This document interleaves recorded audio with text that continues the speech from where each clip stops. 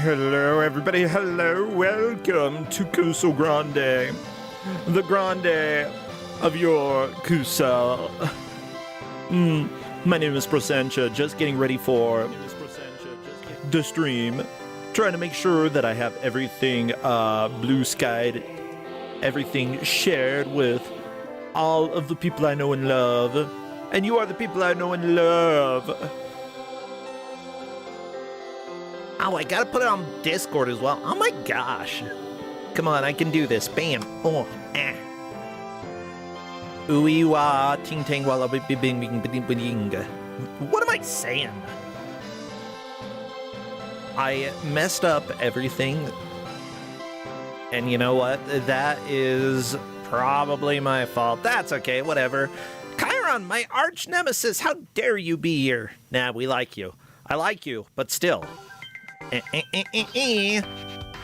Oh, thank you, by the way, for Leslie Pro giving me a shout out 18 hours ago. I love getting random shout outs. I don't know exactly why, but thank you. Blastness, thank you so much for subscribing. I'm glad that you're here. Hopefully everybody is doing well.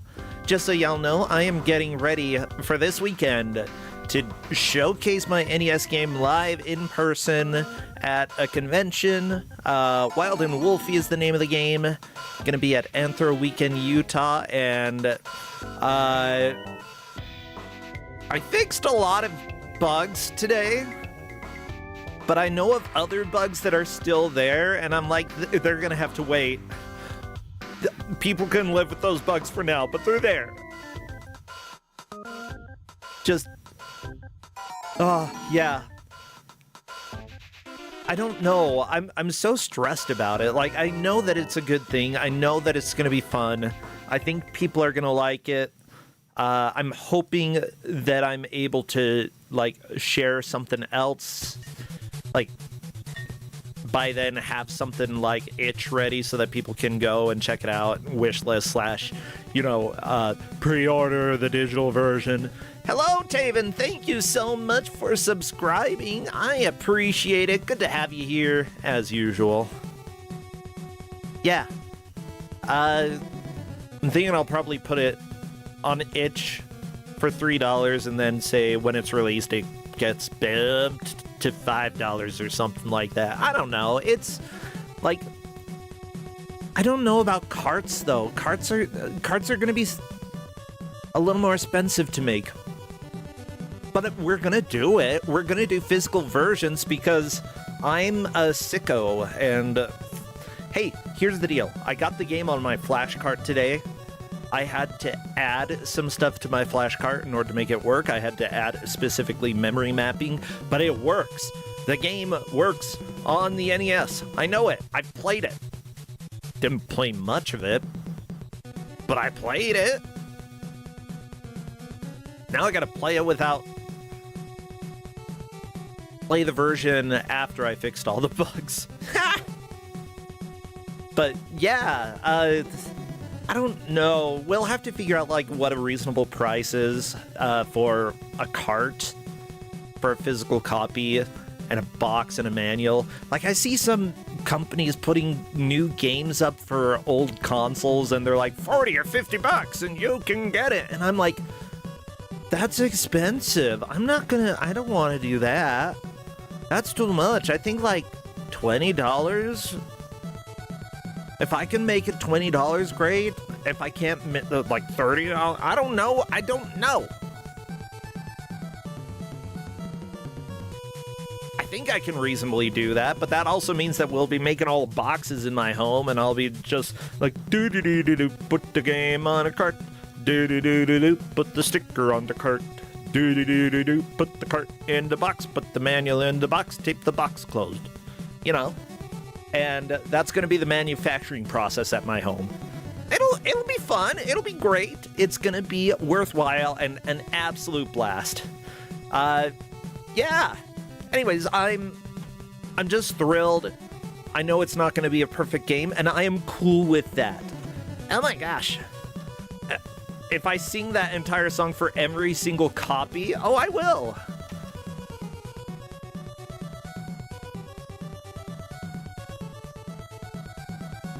Do do do do. Put the game on the cart. Do do do do. Put the sticker on the cart. Do do do do do. Put the cart in the box. Put the tape on the box. Send the box out. I think that's it. I don't know. I already forgot the words. Let's stop it. Do do do do do do do. Do do do do do do. Okay, crappy. It's that time for us to go to the. It's that time for us to go to the game reveal. So please waddle on over. Watch out. There's a ninja behind you. Yeah, absolutely the scariest thing in life. If you look behind you and you see a ninja. Well, they're doing a bad job at being a ninja. Oh no, who's that behind me? Is it a ninja? Oh, it's Clades. Wait, no, it's Jerry Harris. Ha, I tricked y'all, everybody. Tricked you so good, I tricked myself. Hello, Jerry. Hi, I'm Clades. Oh my god. No, I'm Jerry, hi. Yeah, everybody, Jerry, not Clades. I almost tricked y'all. Because I got, here's the deal. I saw your picture come out, and I saw your name, and for some reason I just said Clades. It was just involuntary. Yeah, I don't know.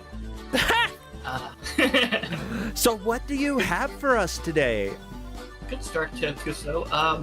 Yeah. I was going to have a different game, but that got vetoed due to technical stuff after I handed it out, so... I'm going to have a never-before-seen on Kusogrande somehow game in the Super Nintendo version of Super Alpha Chicken. Yeah, and people have asked, how has this never been on Kusogrande before? This is the 9th tournament, but hey, it's here now, so stop your complaining, because we're going to get some chicken action. Oh my gosh, there are eggs. There's so many eggs on this screen. Let me go over there so everybody can see. Look at them. Okay, there were more eggs. Yeah. Everybody, you just have to trust me. This is a game with eggs. Yeah, I think that whenever people think of Super Alpha Chicken, they think of Mort the Chicken, which I do. The match chat had that happen a couple times as well. Oh, yeah. They talked about it. They're like, well, I played Mort the Chicken, but don't believe I played this one. I have seen this game before, but I don't think I've ever actually played any of this. I've played a little bit of it, but I didn't get far enough to do much else in the game other than, kind of platformy stuff. Gotcha. Well, we've got a little bit of a breather. Everybody, feel free to take a minute or two. Go grab yourself a liquid or use the bathroom. Yeah, you can grab a solid. Avoid the gases, though. Those are weird. Yeah. Tough to grab those gases. Linker, thank you so much for the correction. Our 4th player is indeed incorrect. It was Grey Goo Glitch last time. However, it is Caesar Fall. I gotta change the color as well around the name. It's incorrect. It should be... No.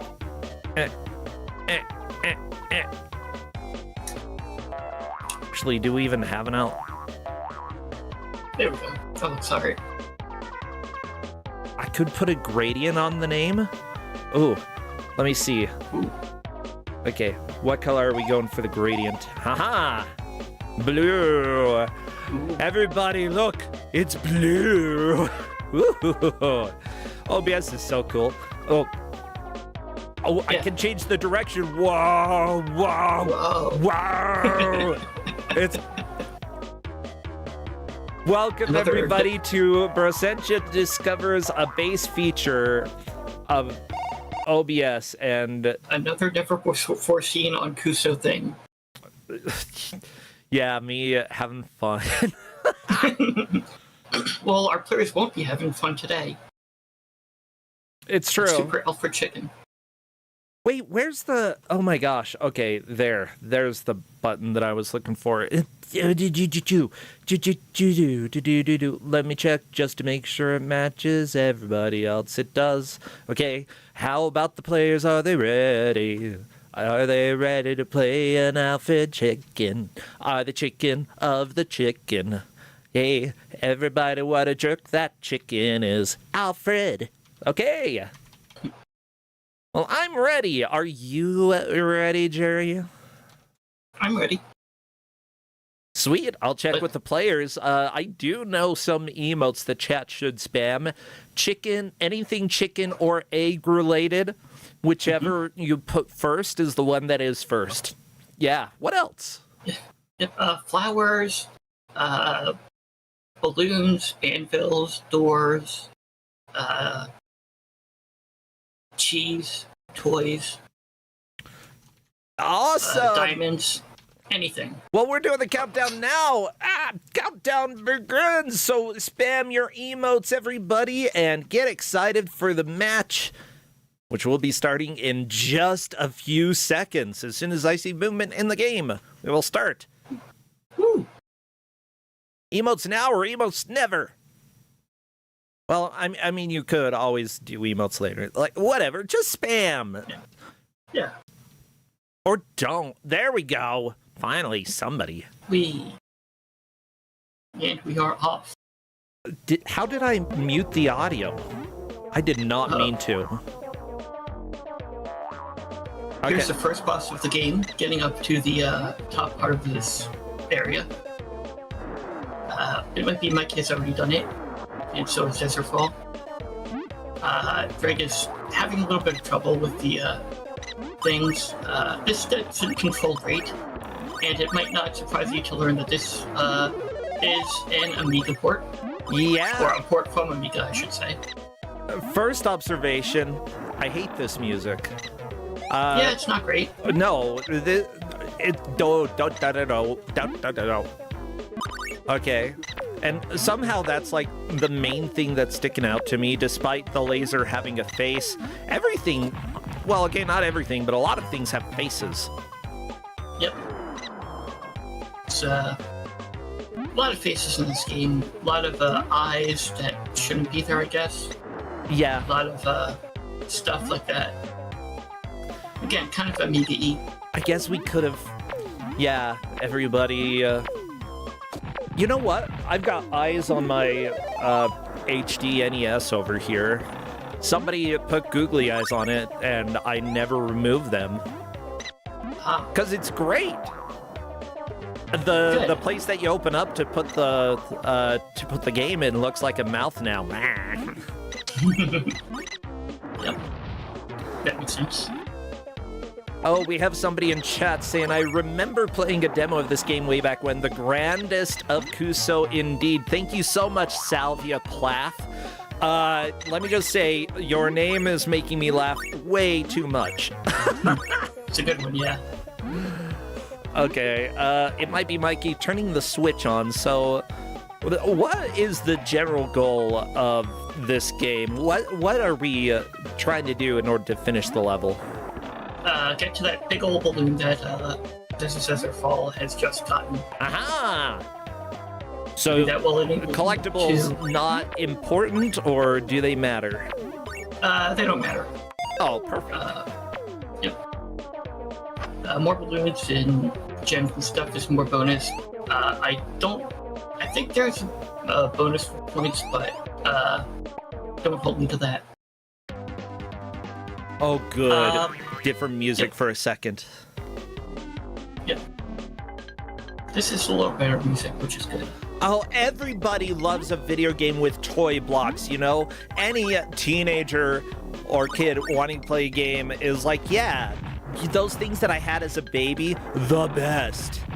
ABCs. Yeah, it's one of those things that I think is so stupid. Why do you put toy block levels in? Like, blocks, I understand, but, like, if you're trying to appeal to kids, then put something else in. Yeah. Dragon's Cloud got a jam jar, which obviously allows you to shoot balls at opponents. Yeah. Uh-oh, Mikey died by a snail. Ooh, and it looks like there are limited continues, so that's something that the players will need to remember. Now, I believe there are lives represented as blue eggs at the top right, and Yep, that is at correct. least at this point, they seem to have been fairly generous. Like, you know, some players I don't believe have had any continues used, and one actually had more than 5 lives. Soft Angel. Yeah, Soft Angel did use a continue, but Oh, it's also she also found a secret area, aha. which will enable her to get a little more progress than That is an extra life. quicker. Yeah. Yeah, that's something that players will really need to gauge as they play. How much time do they want to spend, like, ensuring that they get extra lives? I'd say, at least based off of what I'm seeing right now, this game is a little bit hard in certain areas. There is instant death. The timer is relatively kind, so like you do have the time to go through a little bit slower and The timer conserve lives. isn't really as kind as you think, because if you die, the timer doesn't reset. What? Oh, so that's another reason to do slow and steady. Yep.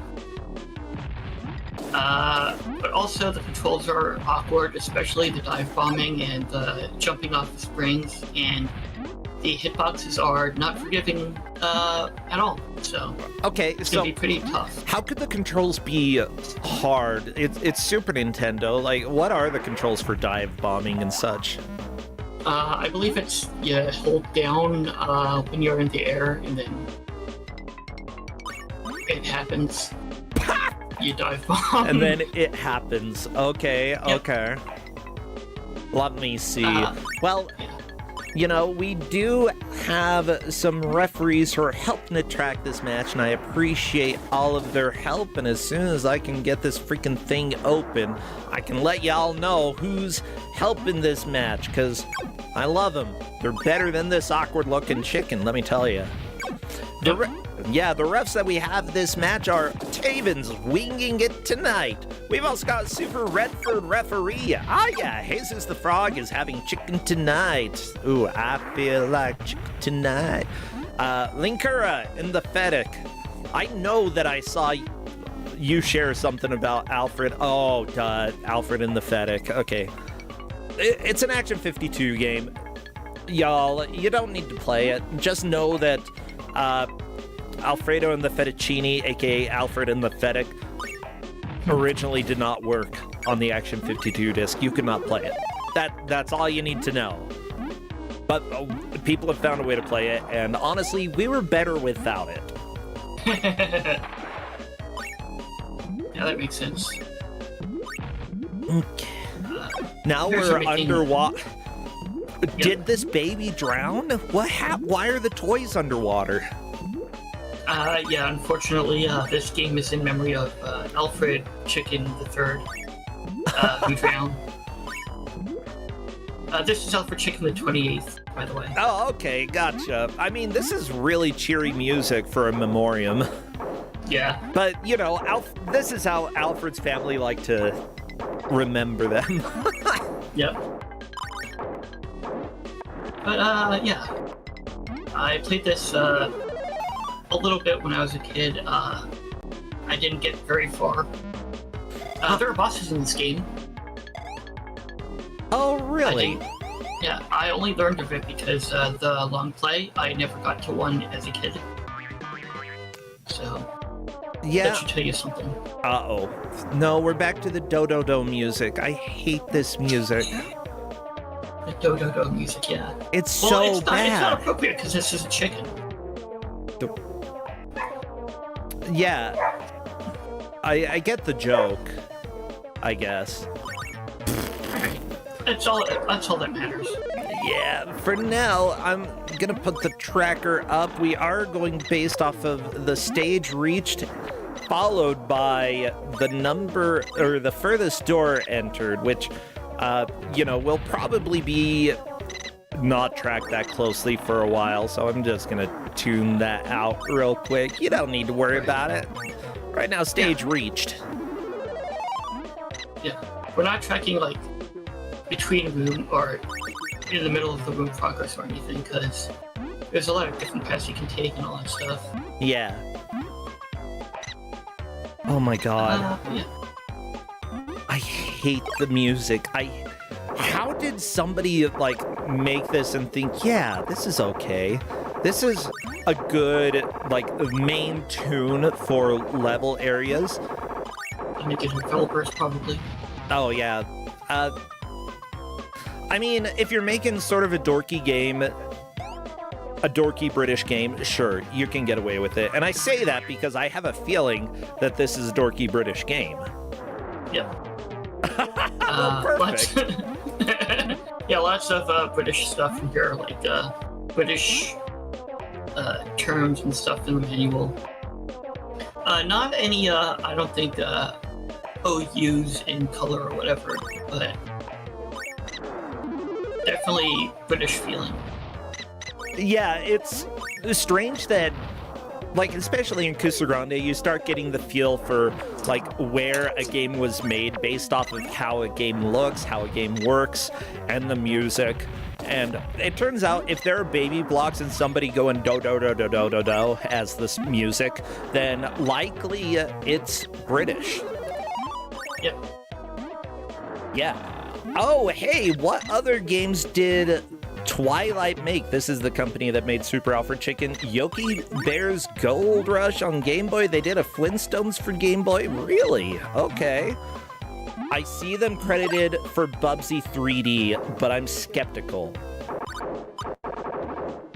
Yeah, I don't know. It doesn't have it on the Wikipedia. Yeah, strange. On Moby Games, for some reason, they pop up. Maybe they helped with the Windows. There was a Windows version? Yep. They might have been a Windows people. Yeah, they did work on DOS versions of some games like Cool World, which I believe is a cool Spock game. I don't know. Maybe. I haven't played Cool World.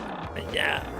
Oh, and some versions of Darkman, Commodore 64, ZX Spectrum, and wow, I actually forgot about that version, but turns out I like the NES Ocean version a little bit more. Okay, Ocean did publish it, but I like the NES version more. Oh no, Dragus, don't get smushed by cheese. It's like a cheese level.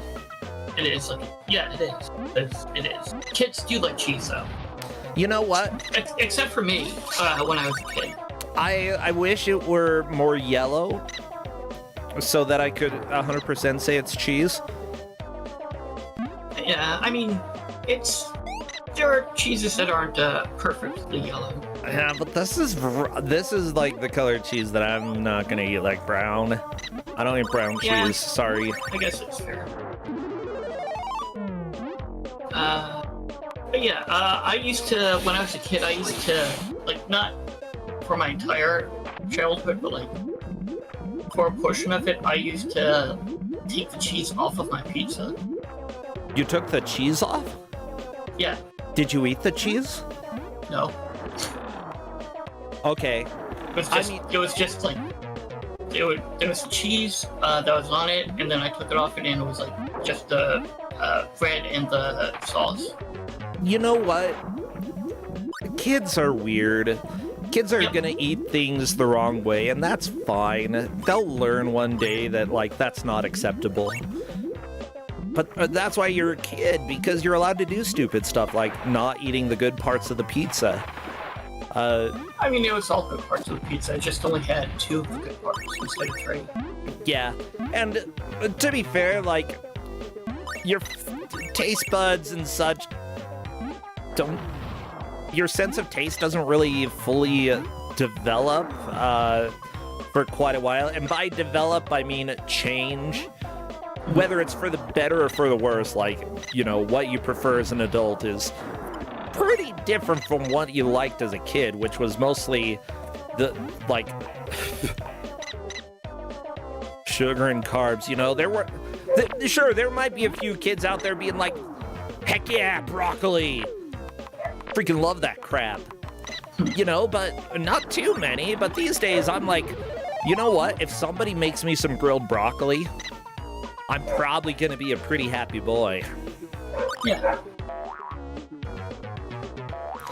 Ooh, Jesus the Frog loved broccoli and cauliflower as a kid. I didn't really have the like, my family never made them, and like the 1 or 2 times that I had broccoli elsewhere, it wasn't impressive. I like cauliflower. Broccoli was fine to me, not like super big, but I do like broccoli a good amount now. I liked cauliflower more back then, but I like broccoli more now. Yeah, same here. You ever have that pizza with the cauliflower crust? No. Is it good? I haven't either. I don't know. Oh. That's just, I wanted to, if anyone in chat has, let me know if it's good or not. Because I and Kuso9rande probably would like to know. I don't know. Okay, so I'm taking a look at reviews of the game, by the way, and I see that, like, one of the top ratings for the Super Nintendo version was 87%. They said, a great game, really, really excellent game, but may not appeal to hardcore death fans. And I'm like, what does that mean? A hardcore death fan? You're gonna see plenty of death in this game, so I don't know what they're talking about. Like, legitimately, I'm confused. Does it mean, like... I think just Doom likes. Doom likes? Okay, so it's like people who... Well, duh, this doesn't look like Doom. Okay. Is that really a knock on it? Doesn't appeal to people who like Doom. What? Guess what? You can like Doom and a chicken. It's true. Yeah. I do see a rating, like, way down, 49%. That's in German, can't read it. That's in German. I do see a company saying, overall, Alfred Chicken is just one of those games. I'd recommend leaving it. Like the last donut, it will probably just make you sick. What if you haven't eaten any other donuts yet? Will it make you sick? No. You're allowed to eat the last donut. Yeah. I think you're right. Yeah. So you know what? I think both the top and bottom reviews that I'm finding are stupid. Yeah, great game, just won't like it if you like Doom. Yeah, shut up. Yeah, don't eat this game because it's like a donut. You don't eat the last donut. I eat the last donut all the time. Okay? At least when I have the chance. Yeah, video game reviews from the 90s were maybe not perfect reviews, but... Yeah. I do know that this game had some other effects. Sorry, what were you saying? I was just gonna say, someone had to review them, but it wasn't really anything to say. Go ahead. Yeah, so... apparently this game had some political effects. I saw that... Oh, I think it was Hedgemaze who was sharing some of the Wikipedia stuff. Carl Fitzerg, the product manager of the Amiga version of the Alfred Chicken video game, ran as the Alfred Chicken Party candidate in the 1993 Christchurch, Dorset by-election. The exercise was done to promote the original game's release. Fitzerg finished second last with 18 votes. 2 votes ahead of the Rainbow Party candidate. The marketing attempt was partially successful. The Alfred Chicken Party was cited, along with other frivolous or commercial candidates, as a reason to increase the number of signatures required for an individual to be nominated as a political candidate at an election. So, specifically, the game's effect was that it possibly was harder to run for an election. Yep. A success. Yeah. We're doing alright so far in this game, I suppose. Dragus Cloud and Cesarfall are both doing the best so far. Yeah. As South Angel and might be Mikey close behind a little.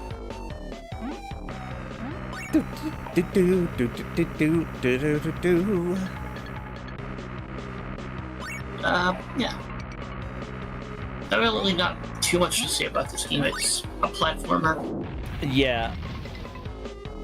It's not Sonic where you go fast. It's not like Mario where you can jump on dudes real easy. And it's good physics and stuff. It's a platformer. Not much else you can say. Yeah. You know what? At least it's not a, like, collect 200 blank in order to move on to the next level. I'll give it that. Like, this Saw Blade section is kind of interesting. Yeah, I agree with that.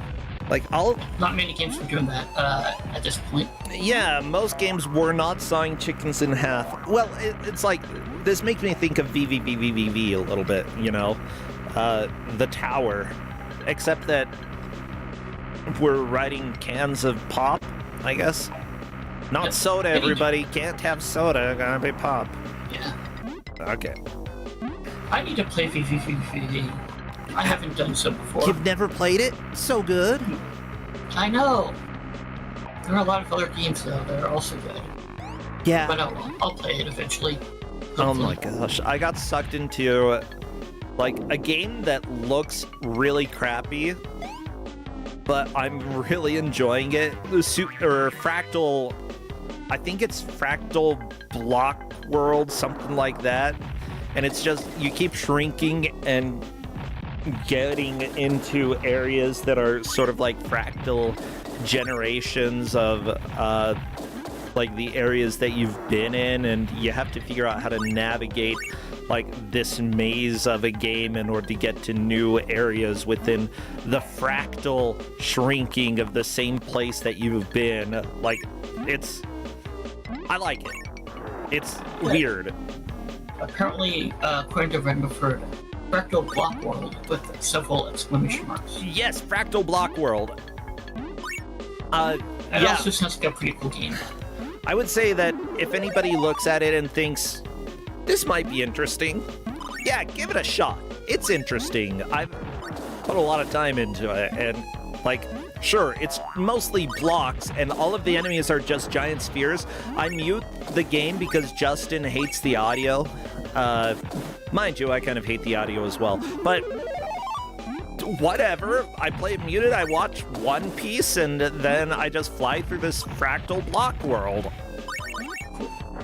And yeah, Radama Ford is right that all of the enemies are orbs that make weird noises. It sounds like they're just noises recorded by various friends, and I'm cool with that. At least it's better than the doo-doo-doo music in Super Alfred Chicken. Yeah, speaking of that, I was wondering who did the music. Mark Knight did the music and sound effects for the game. I would say that the quality technically is fine. Like, I don't like it, but whatever. If they were looking for something silly and such, it's fine. Turns out that he did some of the audio for some of the Dirt games. I see BeamNG.Drive, the audio engineer for that, which I have played a little bit of that. It's really cool. The Grid series, many of the F1 games, Sim Theme Park did the sound and music for that. Okay. Dungeon Keeper 2, Populous, the beginning. Okay. So he's just a legend. He also did the music for Pierre Le Chef is Out to Lunch. And let me tell you, got some things to say about that game. Bad game. Yeah, that's all I'm gonna say. Okay. Well, that's fair enough. Yeah, but yeah, he's worked on a lot of good games, a lot of bad games. Definitely, I think, like, the sound effects that he worked on some of the later games were genuinely impressive. Yeah. So you can have crappy music like this and still end up having a great career. Yeah. Okay, the music isn't crappy, it's just annoying.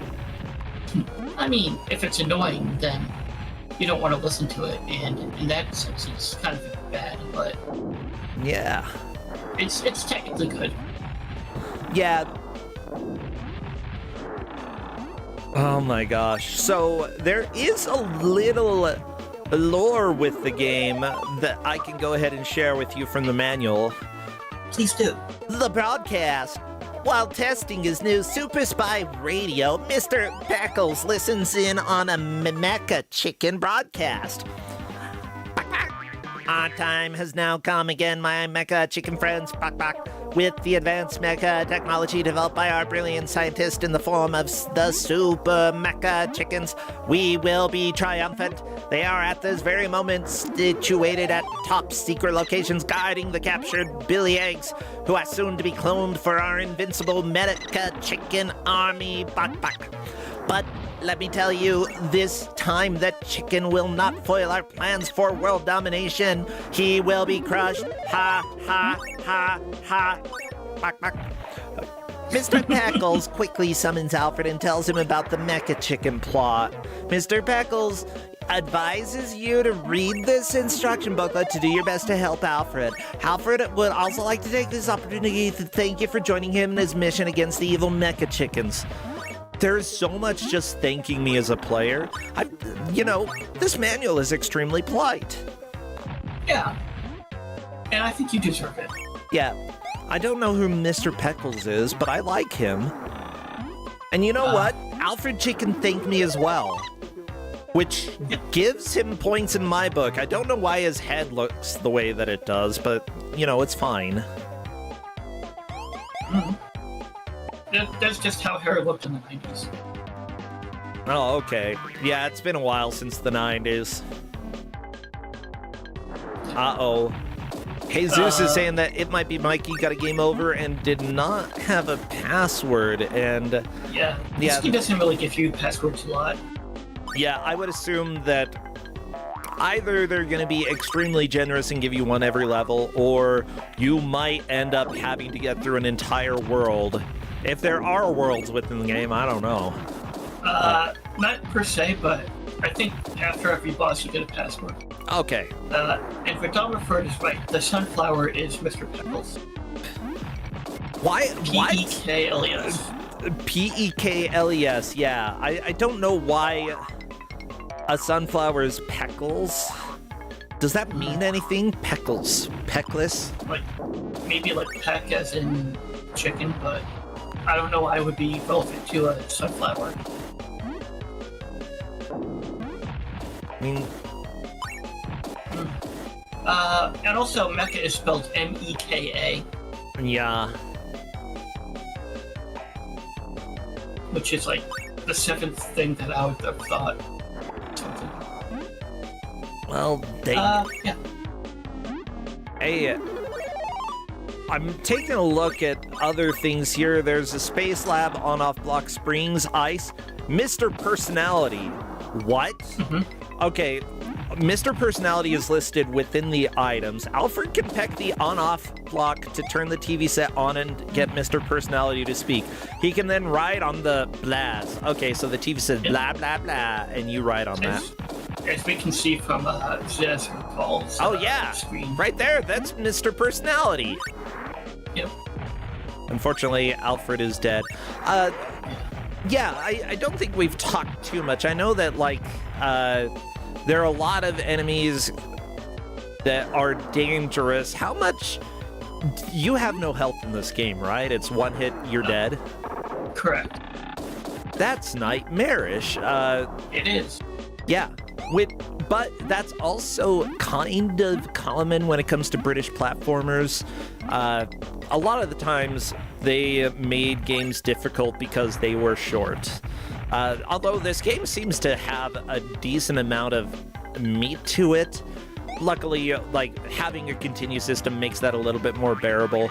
Soft Angel, on to the Saw section here. It's such a fun idea, the pop cans getting... Oh my gosh. Soft Angel still doesn't know about the wood. Oh my gosh. Yeah, remember, in Kusogrande, if something is happening that seems like it's almost impossible or might be frame perfect in order to get through or is overly challenging, Most of the time, this isn't true 100% of the time, but most of the time it means that there is something else that you can do in order to make it a little bit more doable. Maybe it's a jump somewhere else. Maybe you have to stand on the weird log that appears in the middle. That's another context cue. You don't see that log anywhere else, but you think, what do saws like? It's wood, so you stand on the wood and it makes the saw stop because obviously it wouldn't hit the wood unless you stood on it. You know, it's a sentient saw and it only likes the smell of chickens. So rub your chicken butt all over that log, baby. That's what's gonna stop the saw. That's where your chicken glands are, you know? Rub your chicken butt on it. Yeah, rub your chicken butt on it. Also, I just saw what next match is going to be, and that's not going to be fun for anyone. Uh-oh. But this is going to be fun for us, because we're watching it and the players are playing it. As unfortunately, Soft Angel has game over and has to restart as well. Indeed. Oh my god. Sorry. Like, yeah, I'm looking at the next game. That's gonna be a special time, everybody. I won't spoil anything here. Yeah. By the way, this is a 9 and 10 point match, so only the person who wins this one is going to be able to advance. Everyone else is going to be eliminated. Yeah. Now, there are people going back to the beginning of the game. It's not too surprising if you don't get a password and you get a game over, you know, it's back to the beginning. But players, like, hopefully remember how to get past the previous levels without dying that much, you know. The fewer deaths possible, the better. You might even want to try to get a few extra points on the way just to make sure that you do have enough chances in the later levels. Right. Because you never know how much progress your opponents have made. Might not be a lot, might be progress that you have to... Yeah. Might be progress that you have to make. Who knows? We do, but they don't. So, make as much progress as you can. So, I would ask what's bad about this game, but we've already talked a lot about different things in here. Apparently, though, it controls okay. Okay, I think is a good word for it. Okay. It will... Alfred will do what you tell him to do most of the time. And that's pretty good. And one thing that I don't like is these switches to turn blocks on-off, because the blocks still look like blocks if they're turned off. Yeah. Like, they're just darker. They're not even that much darker, though. Like, slightly. I mean, a little bit, but yeah. Yeah, they have a moon on them, which I guess is a visual indication. Oh, yeah. Never mind. They are lighter now. They still look like they're blocks, though. That's the problem. Uh-oh. Dragus is on... Oh, I love the cartoony entrance. Dang it, this game has some style. I don't know what that font was. That doesn't match, like, anything other than the numbers in this game. Just... Okay. Drill down on him a bunch. Yeah, looks like this boss might be straightforward. This is an evil mecha chicken. It's a chicken? Where's its beak? It's looking straight at the camera, so it looks weird. Oh, that's a very... Okay, it's a broad beak. Yeah. Uh-oh. And it's got No! It shot Dragus with its cannon! Bad chicken! Fortunately, Dragus has a life left. Yeah. Actually, seems like he got an extra life. Good. Or maybe I'm not mistaken. I might be mistaken. Eggs are far away. You'll never see them again. Ha-ha. Well, I don't care about eggs, okay? I care about what comes out of the eggs. Like, if you hatch the babies, that's less work for me. Hatch my babies, mecha chicken. Yeah.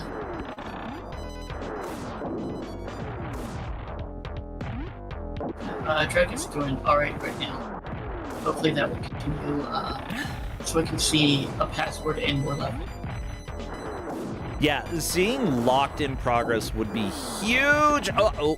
Yeah, oh. Unfortunately, darn. falling down to the bottom is not good. No, that is a full game over for Dragons. Back to the beginning. Time to go through all of these freaking levels again. Yeah. Do. Unfortunate. So we'll see punishing. Yeah, we'll see if anyone can get to the boss. Desert Sensor Fall is closest, I would think, to that point, followed by Soft Angel. Now, one nice thing in this game is that, or in the manual at least, the manual is actually pretty thorough at describing the different items that you have in this game. Helpful objects is listed here, and it has the log there, and it says, use this to slow down the Pterosaurus. Yep. Which people might be confused what that is, the Pterosaurus. It's the saw. Yep. But if you can parse that, then you might be able to figure it out, you know? And the Pterosaurus is further in the manual, so always read the manual, always read the case bin or the entry. Yeah, especially if you are able to find anything about, like, the stuff that you are dealing with. Yep. Yeah. Okay, enemy characters. Is the Pterosaurus later on in the manual? I'm looking. It is, yes. Mino the Whale, Alice Ladybird, Magmine, Byron Snail, Jack and a Bomb, Wall of Doom, Control Mine, Grim Blocker, Control Block, Pterosaurus! Yes, the Pterosaurus buzzes its way through the level. If it touches Alfred, then it's goodbye. Okay, so it actually shows you what the Pterosaurus is, and it describes what the log is that you see partway through the climb. So yeah, I'd say that it would be easy to miss for a Kusogrande manual, considering how much is in here, but you are always welcome to pause and take a look. There's even information about the mecha chickens. It just says in order for Alfred to defeat a mecha chicken, he must find their only weak point and dive bomb away. It's pretty straightforward. Yep. That is, Ferguson Cloud, to his credit, found what that weak spot was pretty much right away. I mean, a whole bunch of hits on the boss. Yeah, just the head. Yep. Yeah, so this match, the players, I'm trying to see what are the stakes here. It appears that this is round 3, a 9 to 10 point match, which means that only the winner will be moving on. The others will be eliminated, and it will be because of a chicken. You know what? It will be, yeah. No, Mikey just got sawed. Mikey saw the saw. You hate to see it. Yep. You hate It to opened see up it. Well, I saw his eyes and every other part of his body. He saw the saw. Now I'm thinking of a YouTube poop of Beauty and the Beast, because they're like, I saw Saw 2, I saw Saw 2 too. I saw Saw 3, I saw Saw 3, 2, 1.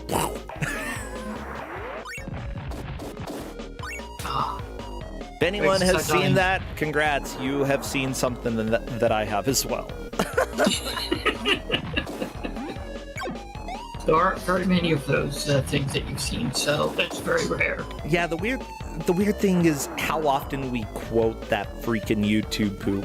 I mean, all of them have good moments, and we rarely quote the crude stuff. It's the stupid stuff that, like, the stuff that's like, this is so stupid, it makes me laugh. That's what we quote. Understandable. I'm not really, I don't really watch a lot of YouTube poops, so I can't really add on to that, unfortunately. But, yeah. Dang it. If Well, you know what? If the Things ever sees one of my Kusogrande videos, you can make a YouTube poop where I say, the things is hot. Yeah. It's true. There you go. You're my favorite pooper. I'll add some words as well. Butt, poop, cheese, salmonella. Ooh, salmonella, that's a good one. Yeah. Mecha chicken. Okay. I'm sure you can make a lot with that. Good luck. Well, Yeah. it might be Mikey just died to the cannon thingy without the cannon thingy shooting the ball at him, and it's time to go through the entire Saw thing again. Yeah, Soth Angel appears to be falling a bit behind. I mean, it might be Mikey as well. Mikey has figured out how to get through the Saw section, but I don't think knows too much of what comes after. And it would be worth taking it a little bit slow, you know? Death, you only got so many lives as a chicken. Yep. Only so many eggs. I hate this freaking do. What are you even talking about, do? I don't know. I don't know. Well, do. I don't know. Yeah. That wasn't good. Well, we've got my least favorite song of the game. Do I have a favorite one? Like almost the get ready music for the level. That's pretty good. Yeah. Oh no, Mikey died to the thingy again. Oh no. Oh no. Yeah. It's a good little jingle. I think the next stage's music is good. So that's something in its favor. Yeah, it's got some decent music. I'd say that there are some very big misses, but the hits are kind of worth it, you know? Yeah. It's like we lived through the we lived through that for the good stuff, you know? Yeah. If you can't help me at my do, then you can't have Alfred chicken. True that. Log. So Zerfall is going to hopefully not. Oh no! Ran into the cannon immediately. I mean, Zezerfall has made it to stage 6 already, and this is stage 4, so Zezerfall should know how to get through this. Yep. Soth Angel figured out the saw, I believe, unless I'm mistaken, but I think that this is a new area for Soth Angel. Yeah, hopefully we can get her forward. Hopefully we can get, might be Mikey forward. They and, No! everyone. Oh, the stupid moving platform, I don't know what's up with it, but it's causing so many problems. Yeah. You know, It's... I don't hate Alfred Chicken. I don't hate this chicken. I think that I might even enjoy playing this. Like, it seems like it controls okay. I don't love all of the aesthetics of the game, but that's fine. I don't have to love everything in a game to enjoy it. Right. I can definitely see you kind of enjoying this game a little. Yeah. Yeah. I don't know. Anybody here, have you played this game and or enjoyed it? Actually, yeah. If you have played this game, did you enjoy it at all? Anybody here? Huh?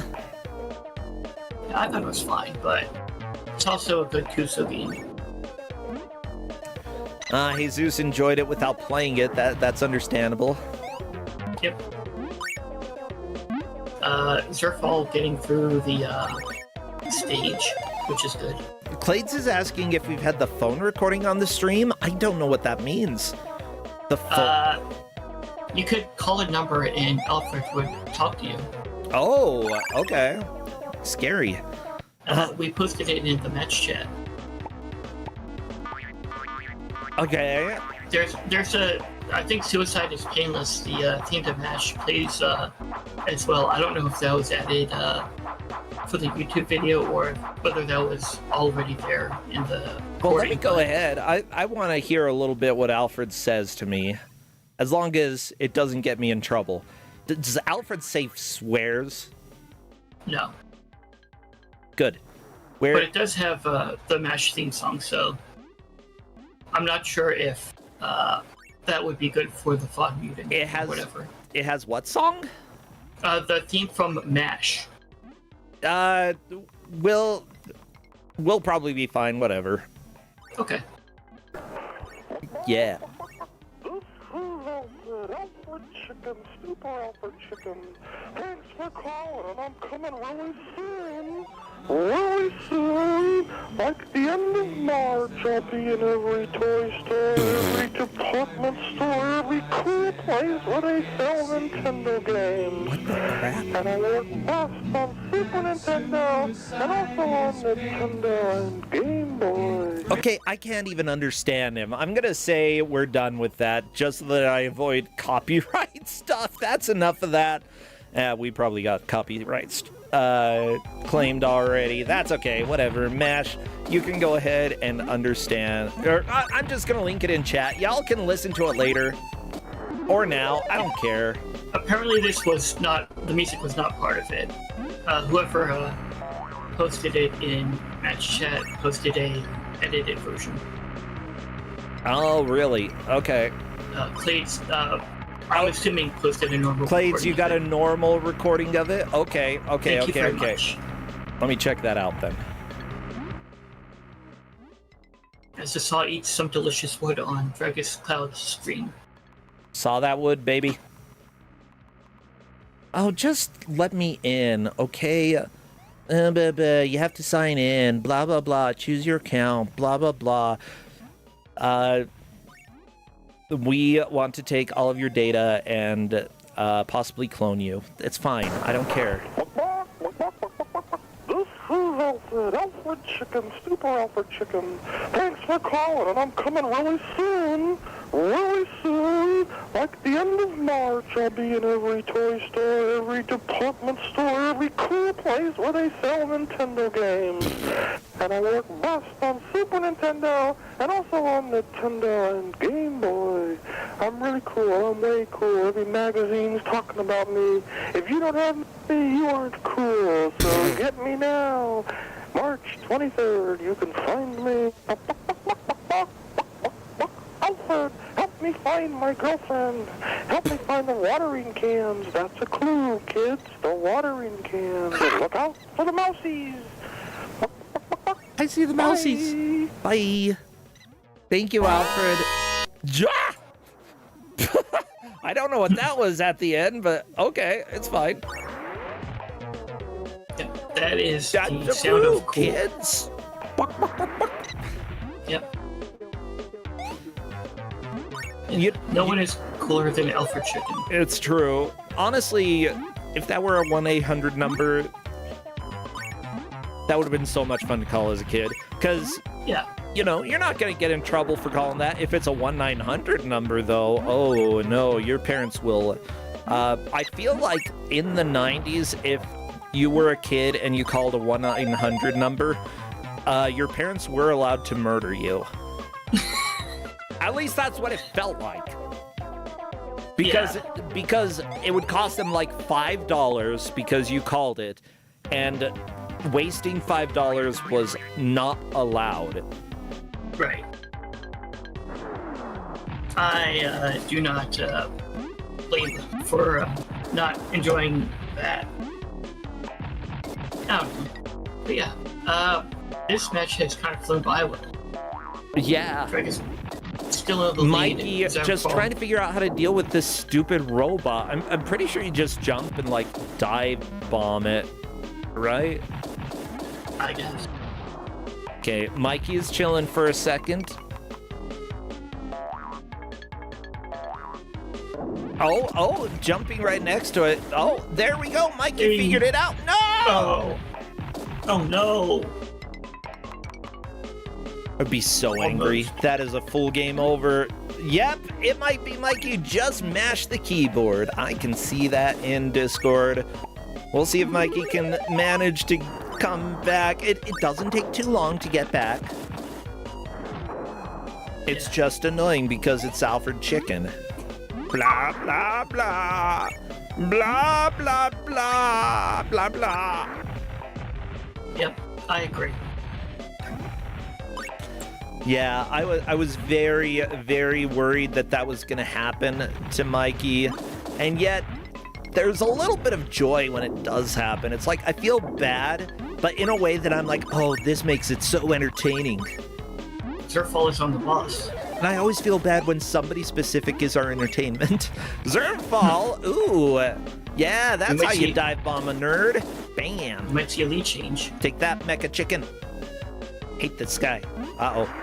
Zerfall, you don't want to be down. No! The cannons are bad. The cannons will get you. Fortunately, he has plenty of lives, so... Yes. You might see it. Yeah, unfortunately, when it says you have 1 life left, that means that you are on your last life. It's not like good video games where it lets you go down to 0. I think 0 is your last life in here. No, it's not. I paid attention. Okay. Well, that was easy to convince you. I paid attention. I mean, I'm pretty sure I saw 00 on lives and someone was playing, but I don't know. Soft Angel got through without using the wood, is that correct? Looks like it, yeah. What the frick frack? How? Being quick, I guess. Okay, but dealing with this right after, Soft Angel, I don't think knows quite how to do it. Doing exactly what... Oh, yep, there we go. The beak boost, easier than doing the careful jump that Mikey learned how to do. And that's the end of the level. On to level 5. Soft Angel moving into 3rd place. Very nice. Yep. Now, only first place matters here. That's the... Right. Oh my gosh. Dragus is back at the boss as well. I was going to say, how did Dragus avoid all the balls and then immediately got shot? Yeah, this boss, you do not want to get on the ground. That's what it looks like. Stay up above. Right. At all costs. Well, except even if you die trying to stay up above, it's better than like getting used to messing up, you know. Just get consistent, stay high.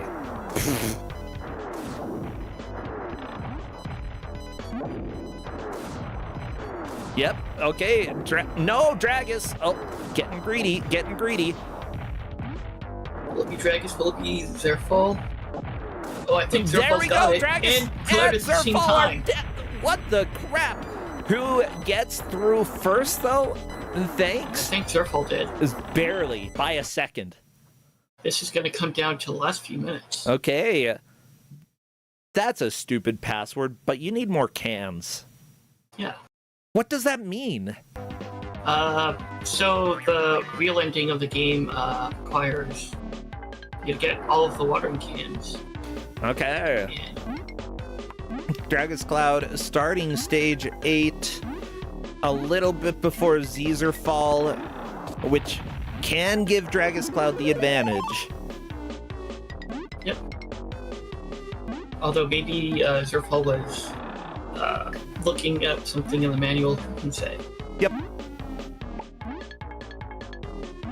The watering cans, that's a hit, kids. Bark, bark, bark. Remember the watering cans. Yep. Remember the watering cans and also my demise. Avenge me, kids. Avenge me. Remember, I'm in all the toy stores. My corpse is waiting for you. Bark, bark, bark, bark. Yep, exactly. Apparently, Soft Angel is on to stage 6 already. Stage 5 being fairly trivial. Unfortunately, the snail killing her. Here's the deal. Whenever there's a snail that kills you in a video game, it just feels like an insult. Yeah. Snails are like the weakest animal. They're not even animals. They're invertebrates. I mean, invertebrates are animals. It's Yeah. They're just not vertebrates. Yeah. And yeah, Smite's snails are pretty good at wrecking people. As we see Dragus and Zerfall heading through the 8th stage. Yeah. You know what, chat? I know that Smite uses a snail to murder people every week, You know what? That's because Smite understands what irony is. Snails are weak and pathetic.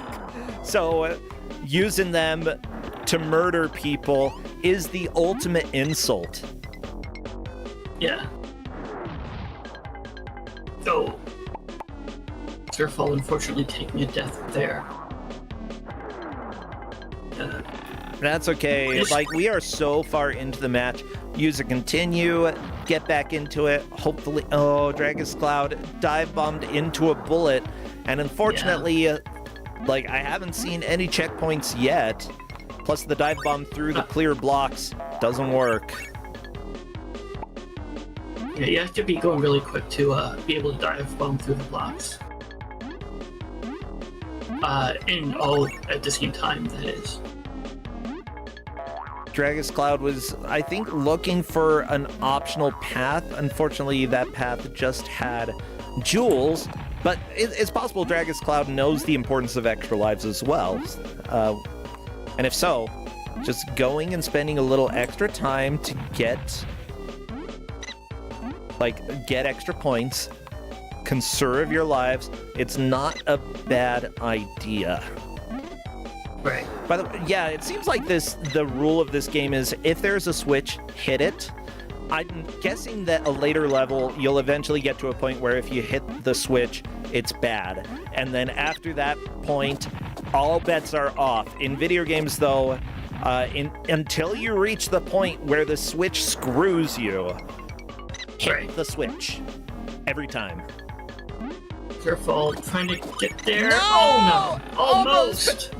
Oh my gosh! Almost took the lead. Dragus Cloud holding on to this lead, but I don't like this. It turns out that switch screwed Dragus Cloud.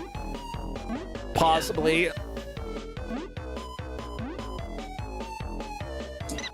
That or it just needs to go through an alternate path. Dragus is lost and confused. That's Alfred Chicken for you. I'm also lost and confused. Okay, going all the way back up. You gonna hit a switch? No? Okay. Just climbing. Oh, hit the spikes. Oh, there's the switch. But Dragus not even worrying about it right now. Yep. Wow, I don't like this level. Yeah, I don't blame you. Okay, so it seems like almost all of this level is like a single screen. Yeah, I can see where, yeah. Okay, Dragus through the door. So now that we're talking about it, I feel like Dragus has been through here. Oh, you're leaving the switch on, okay. You don't need those points over there, you just need to make progress. And I think that off switch is a problem, if I'm not mistaken. No. That's a lead change for Zerfall. Very nice. Dragus Cloud moving into that door and is just right behind. The last few minutes will really matter. Because, yeah, whoever comes in first is the victor, and it's neck and neck between both Dragus and Zerfall. And only the player in first place gets to move on. Indeed. Yeah. It's extremely important between these players. The other two, Soft Angel and Mikey, unfortunately, there's just not enough time for them to catch up. They put in a good effort here. Oh, Dragus woke up the bomb. Scary. Oh, wait. Okay, this music was acceptable for like 2 minutes, but it's really grinding my gears.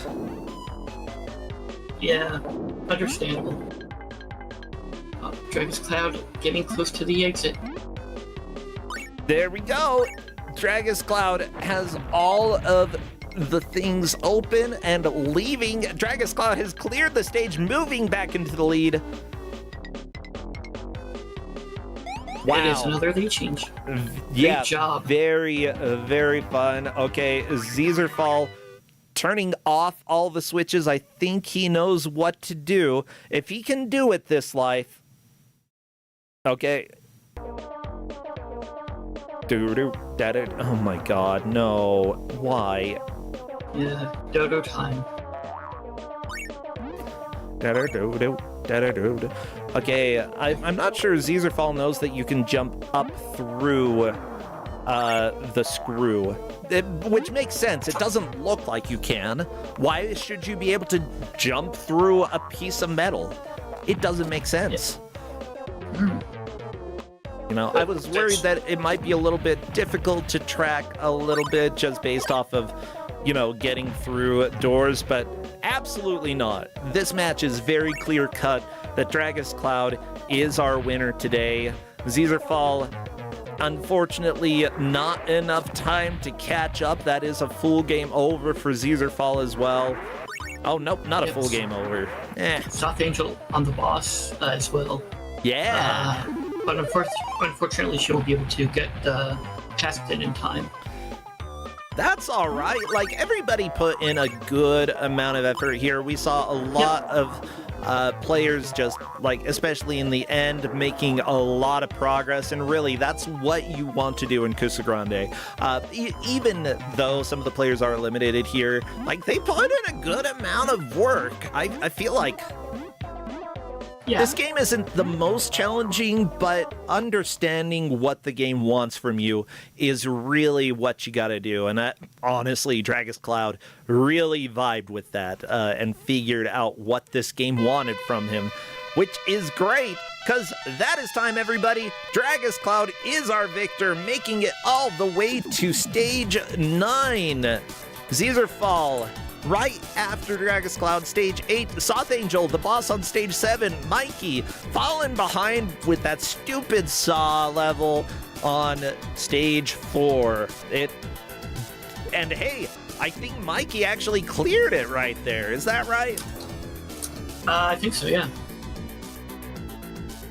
You know what? We had a personal victory with Mikey getting through stage 4 right at the end. I dig it. See, stage 5. We got stage 5, everybody. Yeah. Good job, everyone, as Dragus Cloud's chicken goes to sleep. Good job, everyone. Yeah. Like, that is so exciting. And yeah, everybody here did fantastic. It's just, you know, Dragus had a little bit of the advantage, making one level more of progress. Dragus, welcome and congratulations on your victory today. Yeah, well done. Hello, Dragus, are you there? You're typing. Mic settings are bad. Okay, that's okay. I'll go ahead and keep talking for a little bit, because between all of you, like, you actually lost the lead right in the last 5 minutes. And it was a little bit stressful to see that, but then, bam, you came back. I hear ya. Hello. Yeah. Yeah, I didn't hear anything you said earlier. Oh, well, you know, watching this match, we saw you lose the lead in the last 5 minutes. Oh. Yeah. Zezerfall passed you up. And like got into the door to the second area of stage 8 right before you did, just by a few seconds. And that would have been enough to take the lead if you hadn't beaten the stage, which you did. Yeah. You were both in the same room when you got through the when you got to the next stage, so that was very close on both ends. Yeah, like figuring out that you had to flip all of them off. It seemed like you probably paid attention at the top of the screen and saw like that there were walls there and were like, okay, I need to turn everything off. One key thing for Zezerfall as well is that I don't think they figured out that they could jump up through the screws, which make, like, I understand that because they look solid. They don't look like jump through platforms, but they are for some reason. Yeah, I was starting to have to guess my path up. Yeah. Yeah, so what did you think of the game? This thing feels like it's going to go far longer than it really has content for. Yeah. Do you know how many stages there are, Jerry? I think there are like 18. I'm gonna check the. Okay, so you're about Website. halfway through. Maybe that's doable. Maybe that's fine. Yeah. Maybe not. I It's don't know. doable. I wasn't the one playing it. Yeah, did it? Was it Why have one enjoyable at all? Yeah, you did get a password after one of the bosses. I don't know how often the bosses are. I'd hope that they would come and like start showing up a little bit more, but I don't know. Yeah. It was okay. Okay. It is kind of Yeah, it seems like this is a game that had to be on Kusogrande one day. You know, we're on Kuso9. The game, it's playable. Like, I think the controls are fine. The music, I hate the music. There are 2 songs, maybe. There's the do-do, da-da-do-do, da-da-do-do, da-da-do-do, and I'm not a fan of that. Some of the other music is fine. It's almost acceptable, but not quite. You know, I don't know. I didn't love it. But with that said, it's over. You never have to play Alfred Chicken again unless you want to. I don't know. What are your thoughts of chickens? Do you like chickens? I don't have to play this game. I think I've seen enough. Okay, Maybe so you're try to look at what the other bosses might be. They're pretty much the same as the others, or as the one that you defeated. yeah. That's Same what it looked strategy. like per the manual. So like you've seen, other than bait and switches in the game, which I think do happen a little bit, you've probably seen most of the important stuff in the game. So I think that's fine if you don't return to it. Yep. And honestly, I think that, like, it got mixed reviews, you know? Even people back in the day realized, nah, there are games that people would rather play than this. Yeah, this thing is like Rinto at best. Yeah.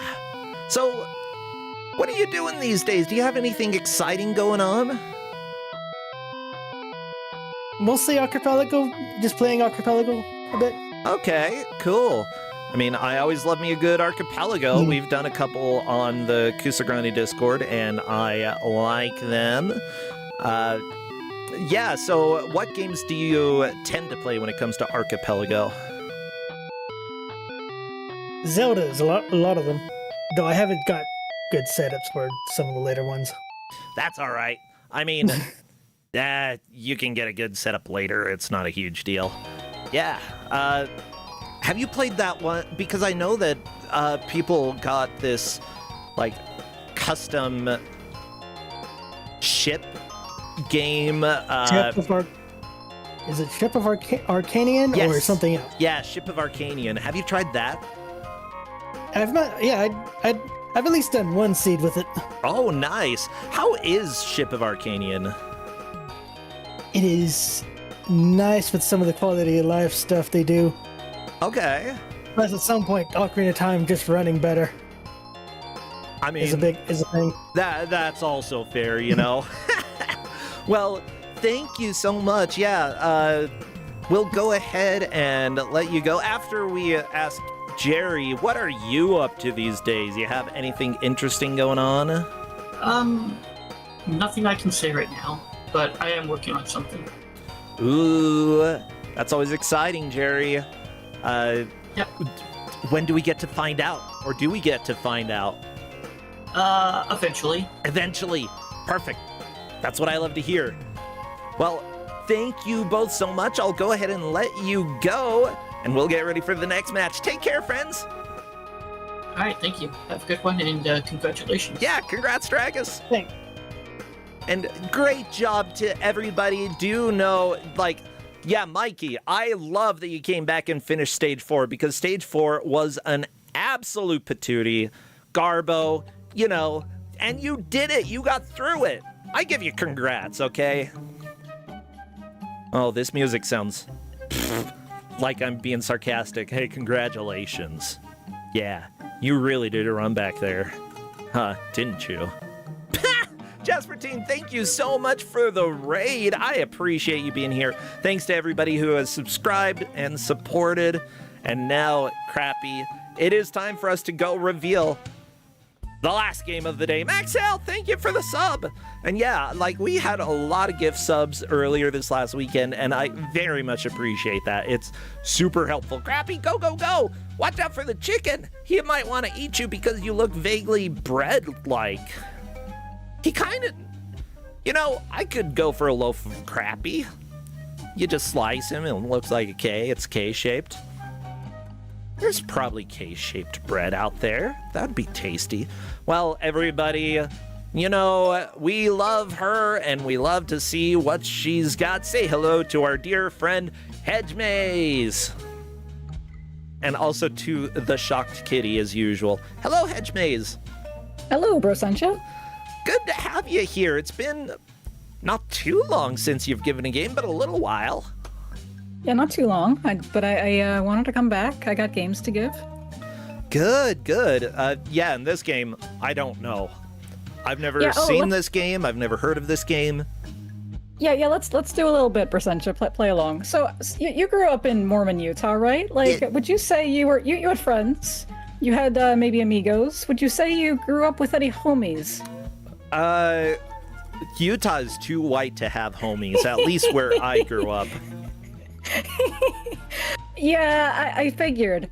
You know, and I grew up in New York City, and you think maybe I would have grown up with some homies, but sadly, I never had any homies either. I was using my quarters on the Pokemon stickers at the sporting goods store. But it's too bad, because if I had some homies, maybe I'd have no more to say about this game. We are playing Homie Rollers for the DS. I hate all the aesthetics of this of this box art, except for the presentado in Espanol. Like, that's cool. Yeah.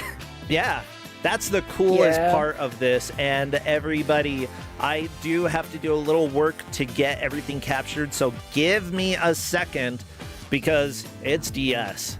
And it's DS. Yeah, I gotta make sure that it's right. Oh my gosh. So also when you're set up, I also am gonna have you show off the commercial trailer for this game, because it's a spectacle. Yeah. I'm gonna post that in GM chat. It's a couple minutes long. Go ahead and do that. Actually, yeah, that would be perfect while I'm doing setup. Yeah, that would be perfect. Yay! It's a couple minutes long, the trailer. Oh my god. Yes, it is. Well, that's cool. Let's go ahead and pause the music that we're listening to here and get this up on screen.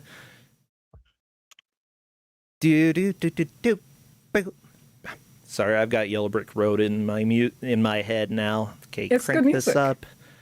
And here you go, everybody. Do you insist on watching it as well, Hedge Maze? I'm watching it. I got the Discord stream up. I'm ready. Well, I was just saying that because if I do capture stuff, you're not going to see it here. Boop. Oh, well, I can watch it. I've seen it before. Okay. Rated E for everyone.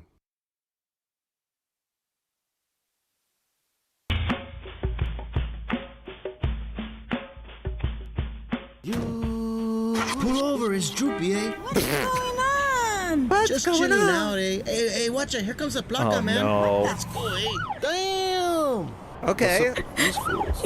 Hey, homies. Hey, what'd it be like, Droopy? We're heading over to Games R Us to pick up the new Homies video game. It finally arrived. Damn! I seen the ad in Lowrider magazine, but I didn't know it was out already. Yeah, Homie Rollers for Nintendo DS. You can customize cars and race them too, on a whole bunch of different tracks. Ooh! Baby girl, what you know about video games? You're a chick, eh? Hey, I want to get a game too, homies. I hope you do, so this chick can beat you and put you in your place, Droopy. Whatever.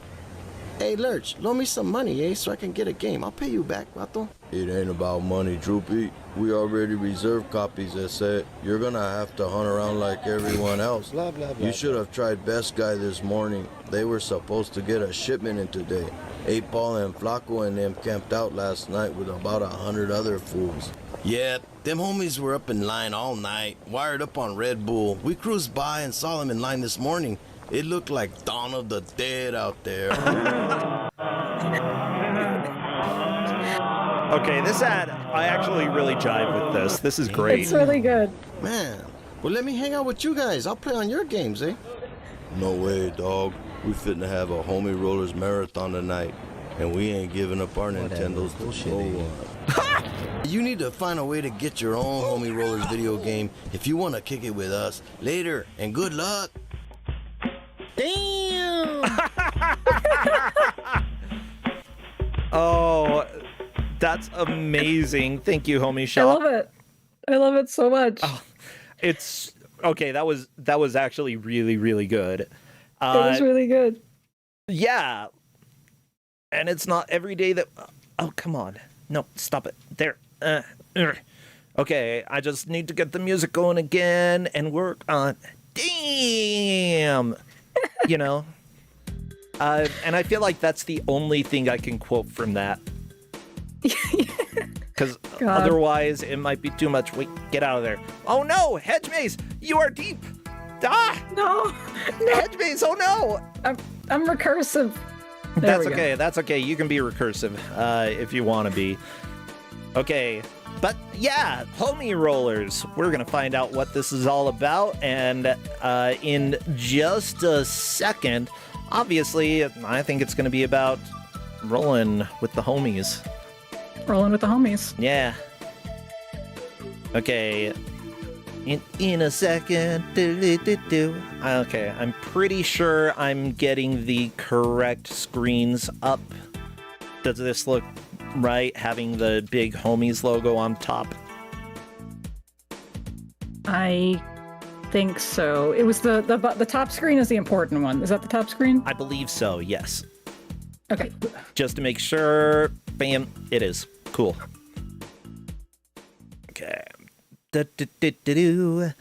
Everybody, it's a Nintendo DS game, so I have a little extra setup.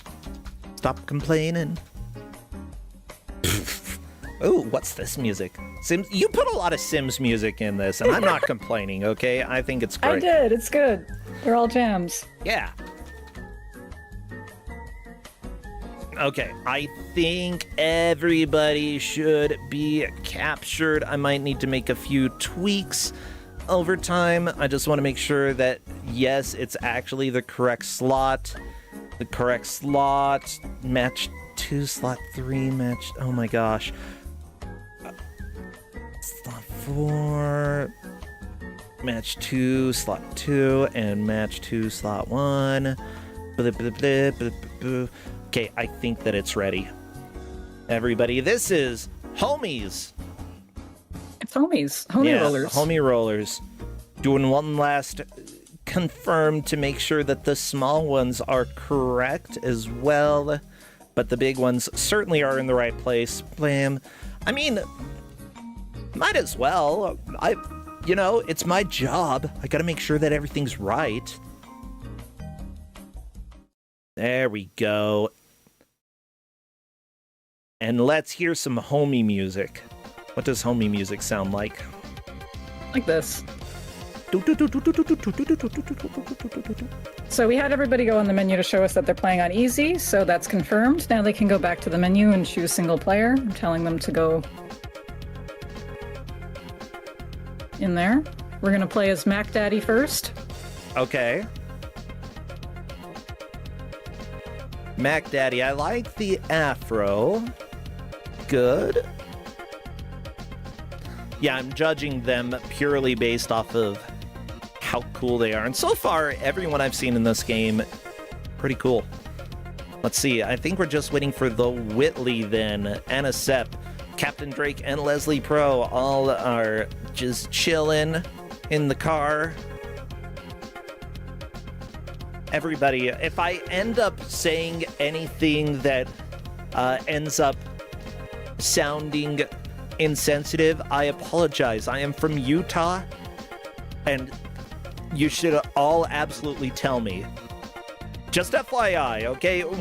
I think we got through... Oh my gosh, One-Eyed Jack. We got through that game without too many problems.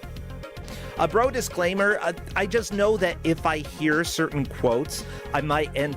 I've got echolalia, okay? Hedge Maze, every once in a while, it's really hard for me to fight the urge to say something that I hear. And if I end up saying something that is not okay, then I will absolutely fight it more. But, like, yeah, I've got, like, if I hear certain sounds, it's almost impossible for me to fight. Okay, let me check with the players to see if they are ready. Okay.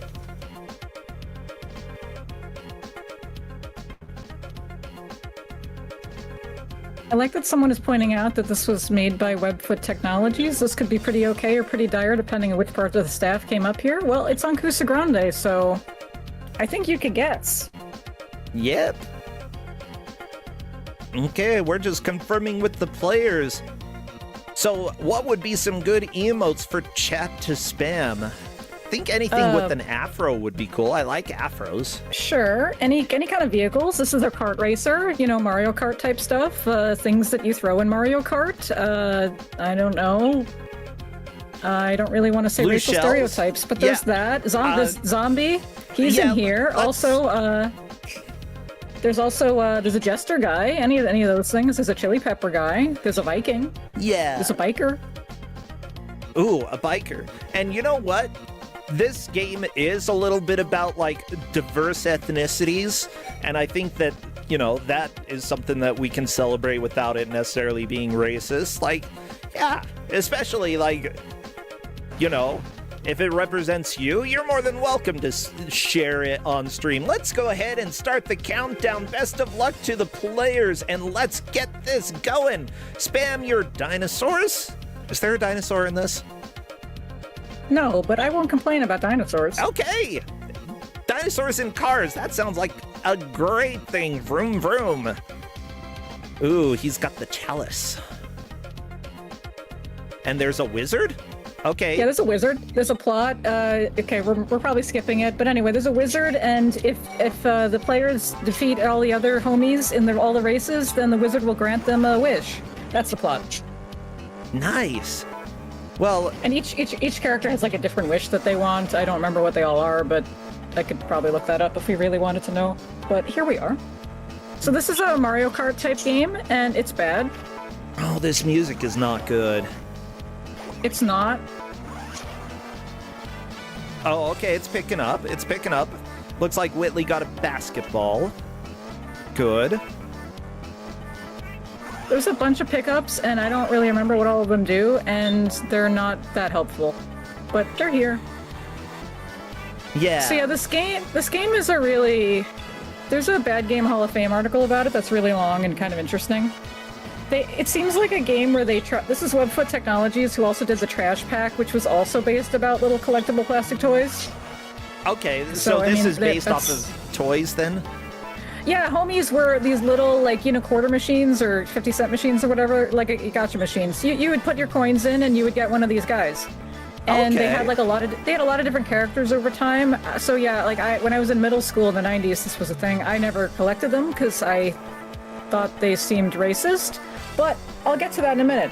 But I'm I collect the stickers in and like stuff. hearing, is this racist or is it a celebration of diversity? Because sometimes you gotta know the origin in order to learn. Yeah, like it's kind of both. It's really interesting. So like as an adult, I understand this more because as a kid I didn't know. I thought like maybe white people were making this, but no. This was created by David Gonzalez, who is a California-born Mexican-American cartoonist, and this is based on comics he had that were based on. He had all these cartoonish characters that were supposed to represent like people in his community, like Mexican Americans. Okay. And he parlayed this into various other ventures, including the toys eventually. And they became really popular, and it became like a whole thing where like the LAPD thought they were like gang members and tried to get them banned and stuff. Are you serious? And yeah, and it's just their little toys, but I'm not gonna say it's not racist, because like, okay, the characters that are not like Latino, like the black character or like the Asian characters or like the women are all kind of, you know, they're not all sensitive. Yeah, we've got stereotypes here. It's all very stereotypical, but I do think it's a lot more interesting than it seemed, because I thought it was just kind of like some kind of weird thing of people like trying to I can't think of the right words, exploit, this culture. But Yeah, like he's trying to celebrate his own. And I'm like, okay. Yeah, and I think that, like, it's a little more, like, if you are of an ethnicity and you're making fun of yourself along with other, like, making fun of your own stereotypes as well as other stereotypes, like, it could be seen as commentary on America. Like, there, simply put, like, if everybody is being teased equally, it's a little bit more okay, especially if not done by a white guy. Yeah, like, I think it's an interesting endeavor. Yeah. But anyway, so this is like toward this game came out toward the tail end of the popularity of this, and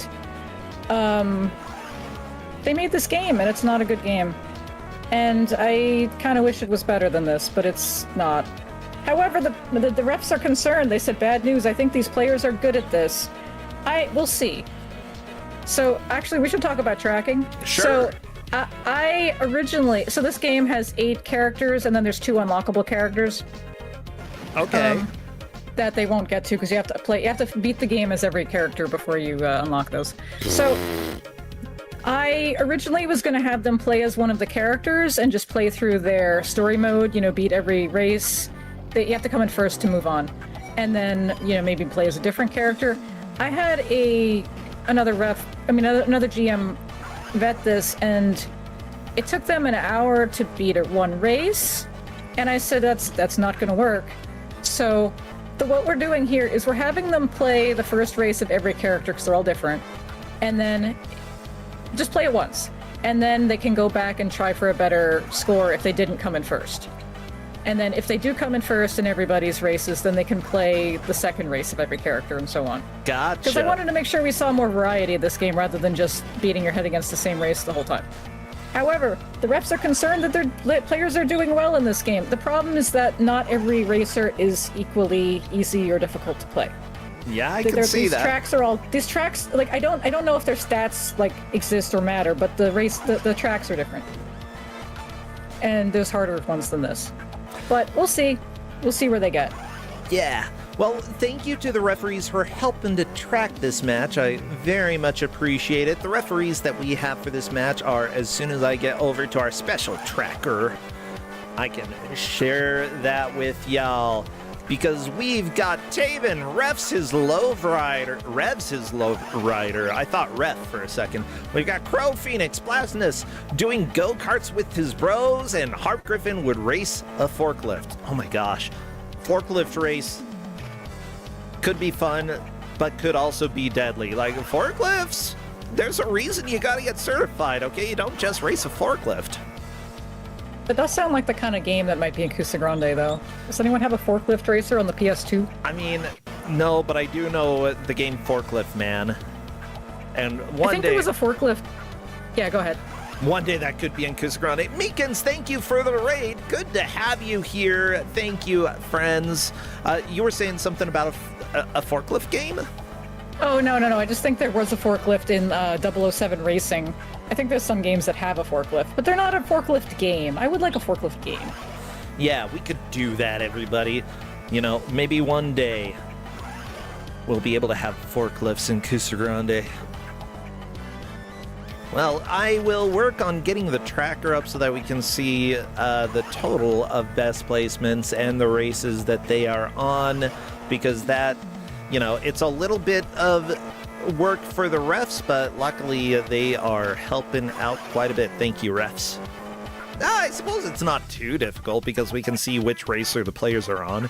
As long as the players don't skip any races, then it's pretty straightforward. Yeah. Yeah, so we're just kind of doing this like golf rules. So like we're writing down their best placement in each race, and then if they beat all 8 of them in first place, then we'll do that for the second. But yeah, we just kind of wanted to make sure nobody's hung up on the same race for too long. I mean, the players are doing really well now, but some of the races are harder, so we'll see what happens. So what are the different items that you can get? I do see the boxes appearing with like a homie face on it.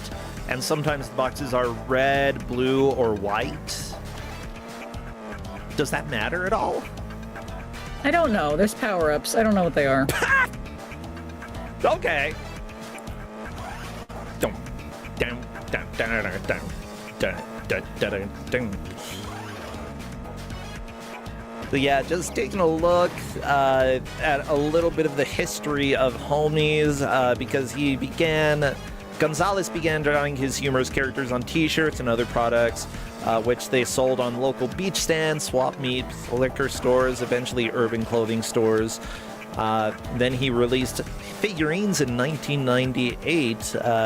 They were initially in Chicano communities, so specifically within his own culture. He was selling the homies figurines, but then they sold 1 million figures in 4 months. Wow, I do love that the LAPD was like, these glorify gang life, so stop selling these.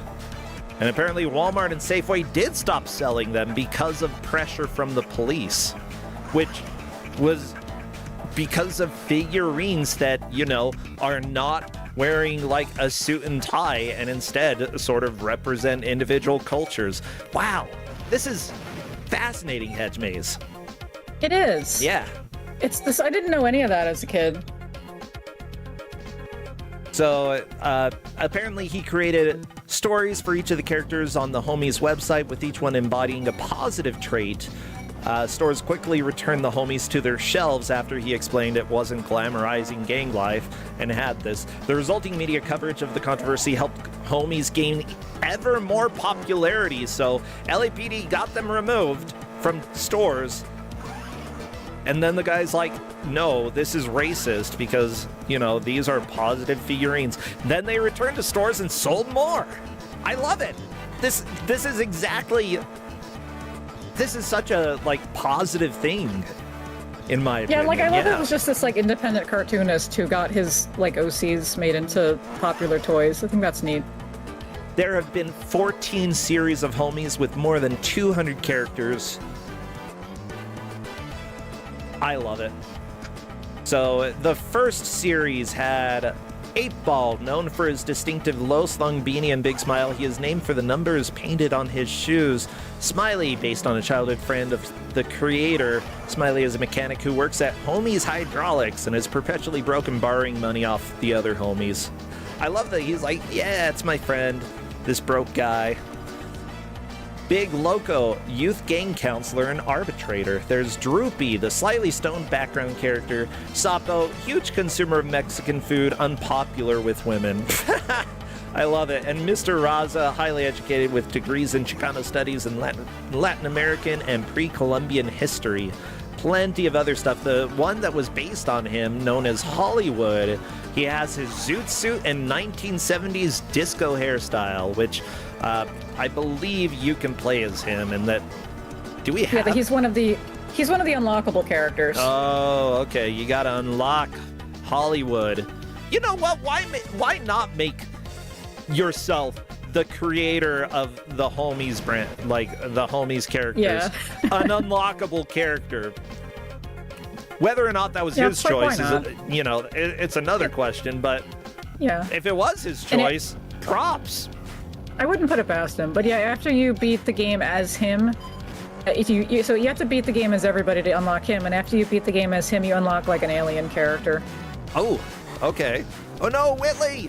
Whitley got unfortunately turned around. Yeah, I do remember watching one of our GMs play through this, and they were not having a good time. And let me just say, these players are doing a lot better. Yeah. Oh, yeah. Sometimes that happens, I mean, some people, especially since this is the group with Captain Drake. These have to be strong players. I mean, they are players with 12 to 15 points in round 3. One player will be eliminated. The other one's moving on. I think Captain Drake had a little bit of bad luck earlier in Kusogrande, struggling a little bit at first with this match, but we often see can pull out a win. Like, he's fantastic. And everybody here, like, this is certainly a match that may, I don't know, may have plenty of swaps between who is in the lead and who's not. We'll see. There are 11 races for each character? No, yes. But yeah, I mean, so there's the 8 races, and then we're gonna have them play like the second race for each character. So yeah, they're not gonna like beat the game, but completely as everybody. But no, I think doing this, I think doing it this way probably should work out well, because then we'll make sure we see more of it.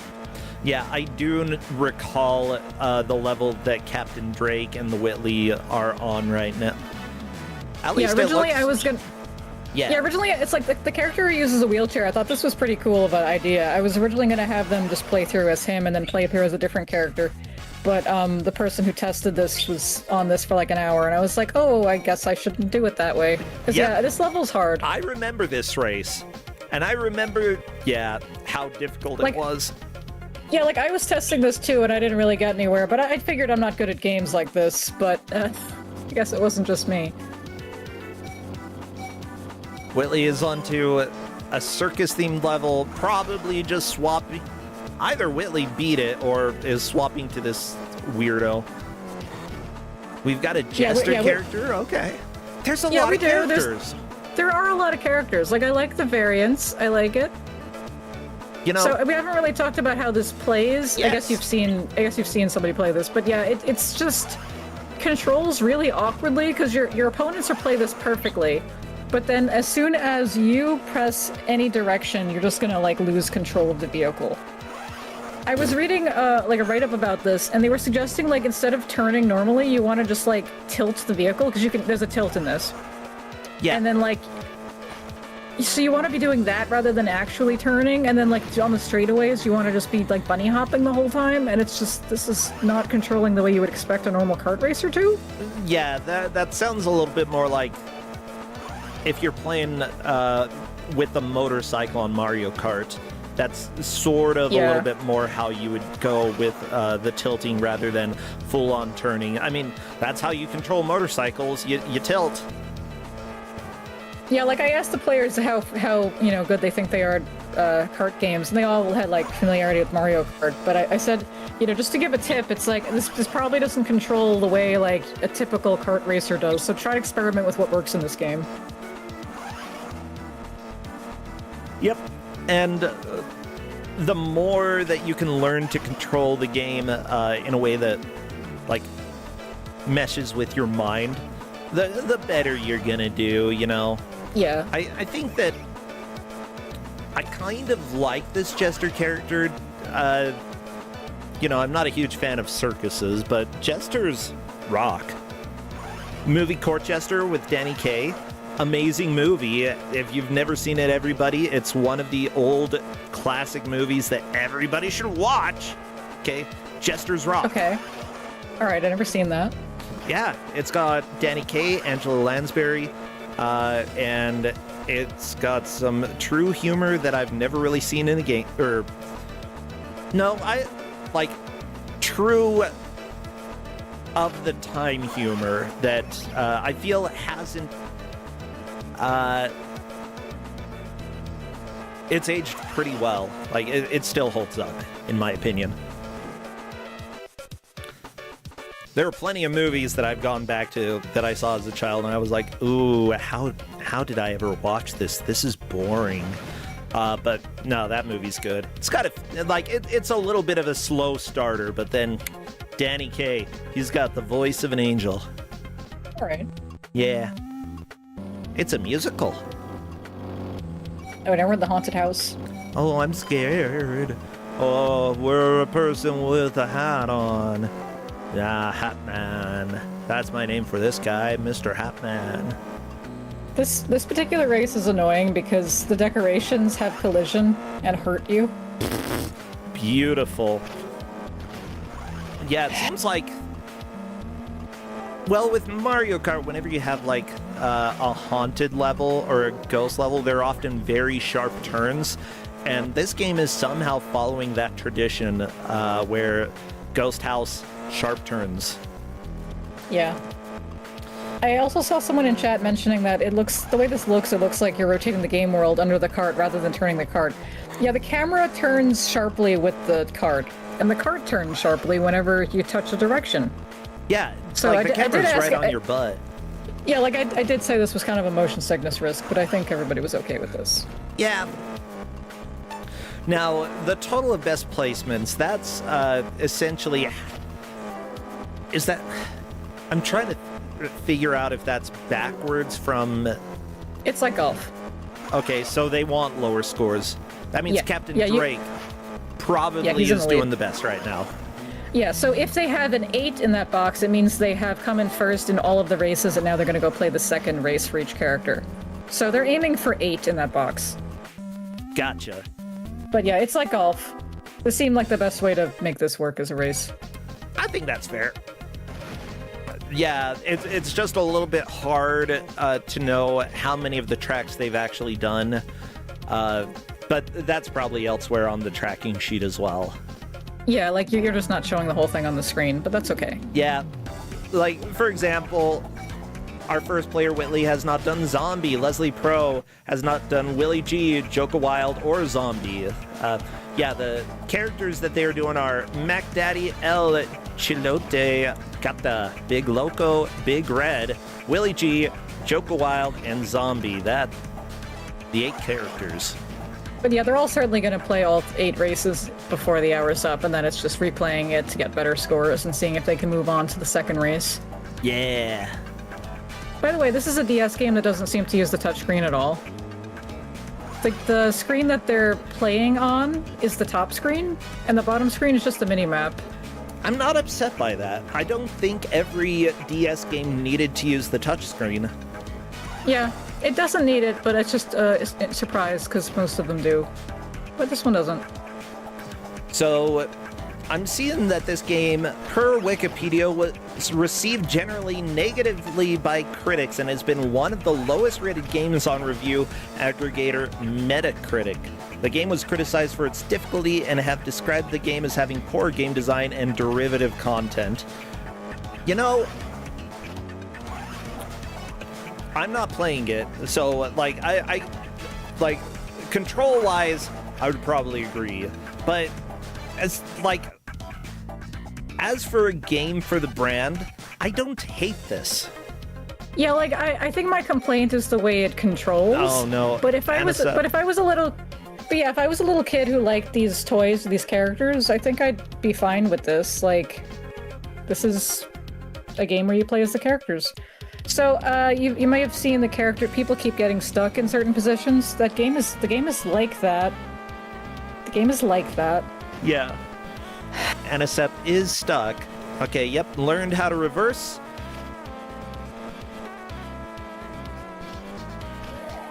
Yeah, we weren't sure if reversing even works, I guess.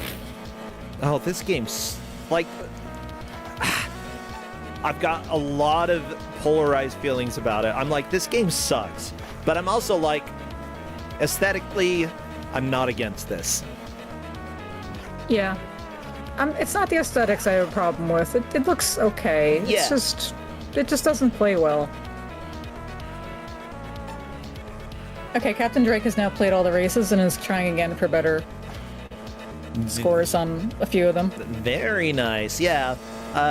Probably, let me check real quick just to see how many there will be, because Captain Drake just needs to redo Big Loco, Willie G, who is in the wheelchair, and Zombie. Those are the 3. I think Big Loco has been solved. Willie G is going to be a pain. Yeah, I accidentally picked the hardest track apparently to have people play as, but this should work out. I mean, simply put, this is what I saw for like a couple hours. I'm not even kidding you. This track with this racer. It's hard. It's not a good one. No, it's not. This is bad. This is not how you want to make a kart racer. Yeah. If you make the guy with the wheelchair absolutely impossible to win with because of how difficult it is, oh my god. You've missed the mark. Yeah, like, so a thing I was reading about this is, like, the fact that these tracks have so many, like, so it's a game because you could tilt, so the game is, like, understanding that you might not be at a, like, flat angle, but it's also a game where there are a lot of angles, and there are also ramps, but it doesn't consider the ramps differently from everything else, so you just can go at these at unpredictable angles because it's not trying to help you at all. Okay, Captain Drake somehow is in the lead. Drake might get this, which I wouldn't be too surprised. Drake is amazing. But yeah, like, in terms of the match, Whitley has now got a lower score than Captain Drake. Yeah, but if Captain Drake beats this takes Drake down to 9. Yeah. And this is probably the hardest one. Yeah. But yeah, about collision and stuff, so you can get stuck in collision, you can go out of bounds pretty easily if you know how to do it. This is a game that has, like, maybe a couple people did a speedrun for fun, but, like, those aren't, like, online anymore because they were on Twitch, so I couldn't really find those. I found one clip of one of the racetracks. So here's a tip if anyone is interested in speedruns, and also if anyone's interested in, remember the Mag Racer match that we had in Kusogrande? So the correct way to play the game, if you don't want to spend hours and hours playing this, is to immediately dive out of bounds before the racetrack starts 3 times, and then you'll get first place. Oh my god. It takes like 10 seconds. Does that they work are banned on from doing that? Does that work on every map? Yes. It's easier to do on, like, the one that's by the beach and some of the other ones. Apparently you can do it on every track, but I don't know specifically what spot you need to dive out of bounds. But it's possible. Because, like, there was a person who wrote the article about it on the Bad Game Hall of Fame. Like, they 100% of the game just by doing that. Just so they could see all the content. So if anyone's interested, you could play the game that way. But, the players are banned from doing that intentionally. I love it! Or, yeah, it's not, yeah. Yeah, well, intentionally or unintentionally, they cannot use that glitch. Yeah, like I said, if it accidentally happens, they're still going to tell them to redo it. Yep. You know, I think that one main difference between this and Mag Racer, and a reason why Mag Racer will probably never return, is that it's impossible to tell what a checkpoint is. Like, yeah, it says checkpoint, but at the same time, you don't need to do any of them. And, like, there's no bounds for staying on the racetrack. Like, how do you calculate if somebody is going through the checkpoints if the game doesn't pay attention? You can't. It's impossible. But yeah, I do love when I find out that you can, like, manipulate a game this kind of way, though. It's fun. Oh yeah, I love it. And honestly, I think that's fine to have a little glitch like that, or not an exploit, perhaps. You know, yeah. I'm especially if it takes work to find it rather than Mag Racer where you just go backwards and forwards. Freaking game. Actually, then again, we didn't even know if this game had reverse, so who knows? Maybe you can just reverse. Yeah, you can. I don't know how reverse works exactly, because I was, like, trying to get it to work and it was inconsistent, but I don't know. I told the players, I know it works, because one of the players did it, but it's like, I told the players, this is what I got. The game's bad. Have fun. Ooh, you're able to upgrade the carts? Yes.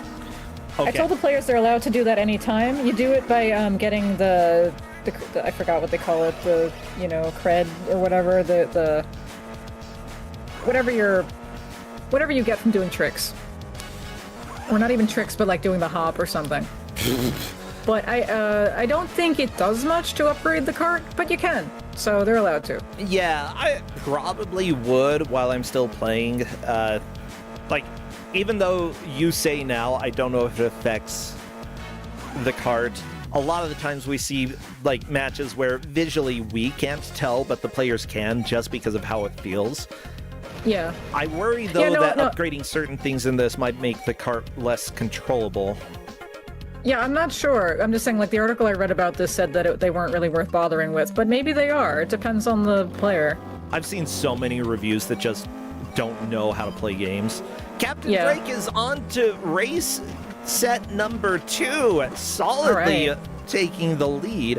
Whitley currently trying to just improve one racer, and then on to the second set. Yeah, Captain Drake and Whitley have been shining here. Anisep doing okay. Leslie Pro struggling, but, you know, they may be able to start moving into like making solid progress with some of these characters. I think they're probably going to need to redo most of the races, but not a huge deal. Like, just go get a new personal best.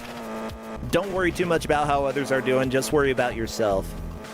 Ooh, 8th place. That's okay. You can get out of 8th. It's fine. Yeah, Anisep currently doing the wheelchair race, which is the worst in this first set. I'm taking a look at the dev, by the way. This dev made a lot of what people would call shovelware, like American Girl, Kit Mystery Challenge, My Little Pony, Pinkie Pie's Party, Dream Day Wedding Destinations. That sounds so freaking generic. And Nintendo DS, You Don't Know Jack. But have they made anything actually interesting? I don't see anything jumping out. Mahjong I think they made Ultimate? I think they made a bunch of, was it Dragon Ball games? I forget. I saw, let's see, Crazy Gravity, Tronic. I see a bunch of 3D games, 3D Galaxy Fighters, Pinball Express, Frog Frenzy, classic card game for Windows, Poker Pack, Hearts, Canasta. Oh, I found their website still up. Yeah, they did a bunch of Dragon Ball games. Oh, really?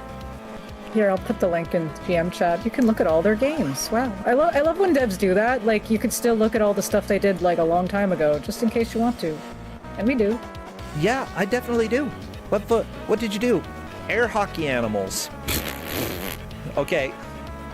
Yeah, Dragon Ball Z, The Legacy of Goku. Were any of the GBA Dragon Ball Z games good? Because if so, they made some good games. Hello Kitty, Happy Party Pals? That sounds good. Mahjong Christmas, Mahjong Easter, Mahjong Halloween, Mahjong Kittens. My favorite holiday. Okay, Santa versus the Evil Elves. Oh no. Super Huey 3, that's a helicopter game. Okay, Tonka on the Job. You know what? I think I know that. And if I'm not mistaken, that game rocks. Okay, yeah, I think that game is kind of legit. They made a Legend of Korra game. I'm like, is that bad? Like, you'd think that would be good. Okay. I don't know. Maybe. I don't know, because they also made The Biggest Loser. And let me just say, that TV show was already a sucky premise, but at the same time, it was so popular back in the day. Yeah. By the way, if you click on the Homie Rollers page icon, it takes you to a page with the screenshots of this game, and it says, Hello Kitty is throwing a party and she needs your help. It does. It does. And under it, it says features, pimp your engine for more horsepower and jack those hydraulics. Requirements, none. Okay, so, like, could I play a Hello Kitty game where she has to pimp her ride? Because that sounds kind of fun. Hello Kitty pimps her ride. You know what? That game would go so hard, especially if you could, like, super customize the layout, put stickers on. Yeah, like, that's a complaint I have about this game. It's a DS game where you have a stylus and you can customize the cars, but you can't really customize them. You can't, like, change colors or logos or anything. It's just, like, choosing options from a menu. It's like, I want to customize my ride and play with my friends. Whitley this had eight-player multiplayer. Race. 8-player multiplayer? Yeah. Oh god, like, I guess no wonder your the friends... advertisement was like, yeah, You need to go get a copy of Best Buy, nerd. By the way, that's a thing that I think is funny about that ad, where it's like saying you gotta go day of releases and stuff. This game got pushed back like 3 times, so I don't think it was any kind of advertising when it actually came out. Damn. Like, it was probably just shoved onto the shelf, like, just come get it. Yeah.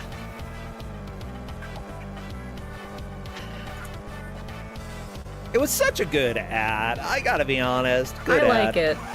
Yeah, so that was they had a homies super show or whatever it was called. They had a TV show that was made like that with stop motion, and I guess it was direct to DVD, but it existed and it was like that commercial. So if you're a fan, I guess you could have watched that. Oh my god. One of the people who worked on the audio for this, because I was thinking, like, the music's inoffensive, it doesn't really stand out, but it's fine. They helped with audio for one of my favorite games for PS3, Everyday Shooter, which, okay, Justin hates the audio for it because it's a little bit, maybe oversampled, I'd say, but the music is so good in my opinion. I love that game. And the game is all about music. And when you kill things, it makes like sound effects that contribute to the music. It's so much fun. I love it.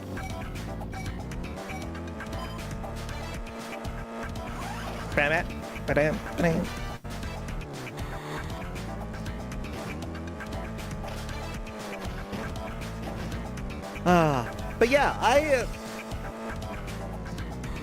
Biblioteca, like, there are so many things that I want to say that, like, this game is, especially for when it came out, 2008, I don't, like, there was starting to be a bit more of a market for games that, like, were sort of about inner city life, you know?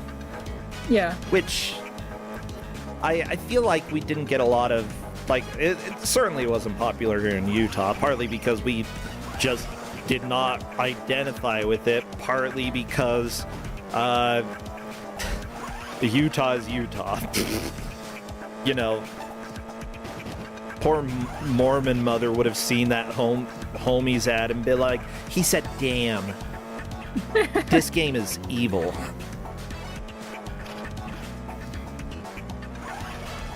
I was gonna say about the representation.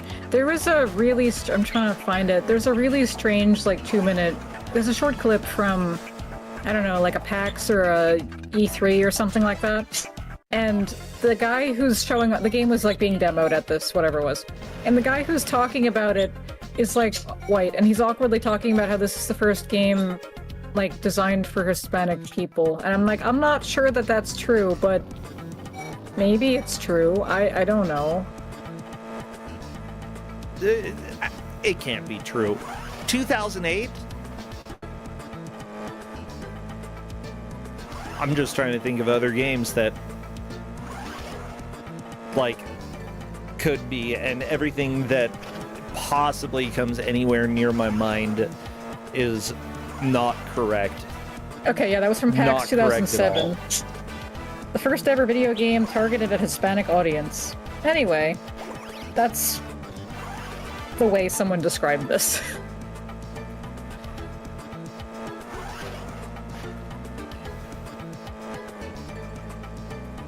Okay. Well, what about Planeta Vermelho? Huh? That game wasn't even in English, it was in Spanish. Yeah, like, I'm not saying that's an accurate claim. I'm just saying this is the way they talked about this game. Yeah. As it turns out, Americans are dumb and kind of racist and often very self-centered. It's like, oh, yeah, media doesn't exist outside of the United States. Except, like, Japan makes video games, but that's it. That's all. Okay? Japan, United States, we forget that other companies, like, outside of the United States make games. But then again, a lot of companies outside of the United States tried to hide it. US Gold? Yeah. Yeah, US Gold is so funny. But I do love that in Kusogrande we get to celebrate games that are made all over the world. Like, why would I know about games that were made in, like, wherever Jeff finds games, like, from some former Soviet countries or something? It's just like, we get to experience some things that we don't normally hear about in pop culture. Why does my phone keep buzzing? Why? I'm gonna kick you. Is it the homies? Are they calling? The homies are calling. The homies are calling. What are you doing, phone? You won't let me... I'm gonna restart my phone. I don't know what it's doing, but it's doing something. Maybe it's because I was on call for an hour and a half earlier and then it just hung up on me. And so I didn't call back. Because an hour and a half was a little too long to wait just to have the system hang up on me. Alright. I hate when that happens. Yeah. Welcome to the government. Nancy is here biting my hand. Nancy! Hello, Nancy! Oh, there's a dinosaur! Watch out! Oh no! Willie jumped in the mouth!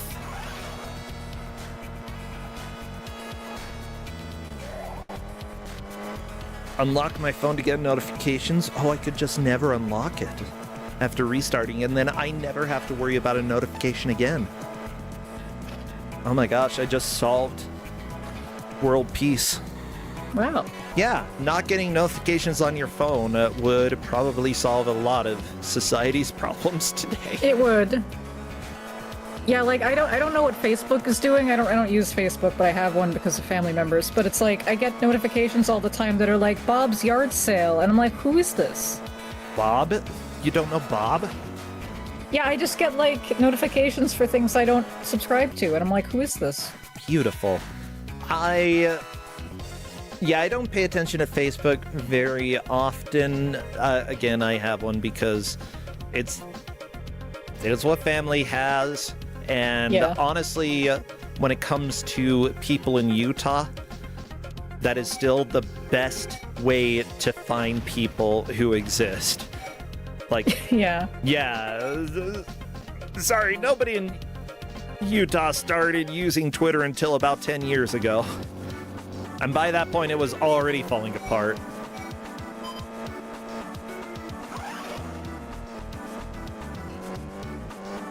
Hey, Captain Drake threw another race.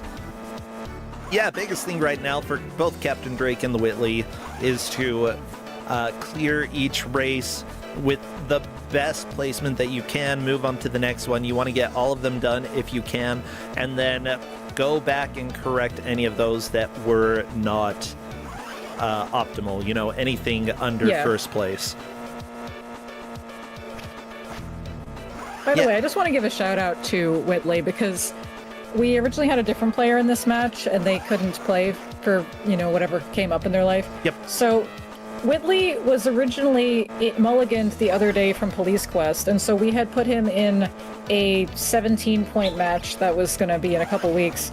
And so I said, hey, we have a spot tonight, because he's a 12-pointer, and this is a 15-point match. And I was like, well, do you want to be in this match? And he's like, he'll try to make it happen. It's his birthday, and he had to, like, move his birthday dinner, like, up or back so that he could be in this. And I was like, you don't have to. And he's like, oh, it'll be fun. And I'm like, okay. Like, we really appreciate Whitley. it. Yeah, so, like, because he could be eliminated by this, but, like, I hope that he's doing really well now, so I'm glad. He will be eliminated. I don't think he will be. Second, possibly first. Like, yeah. Happy birthday. If he comes in, because if he comes in third or fourth, he's eliminated, but, like, he's doing well, and I'm happy for him, because I'm like, oh, no.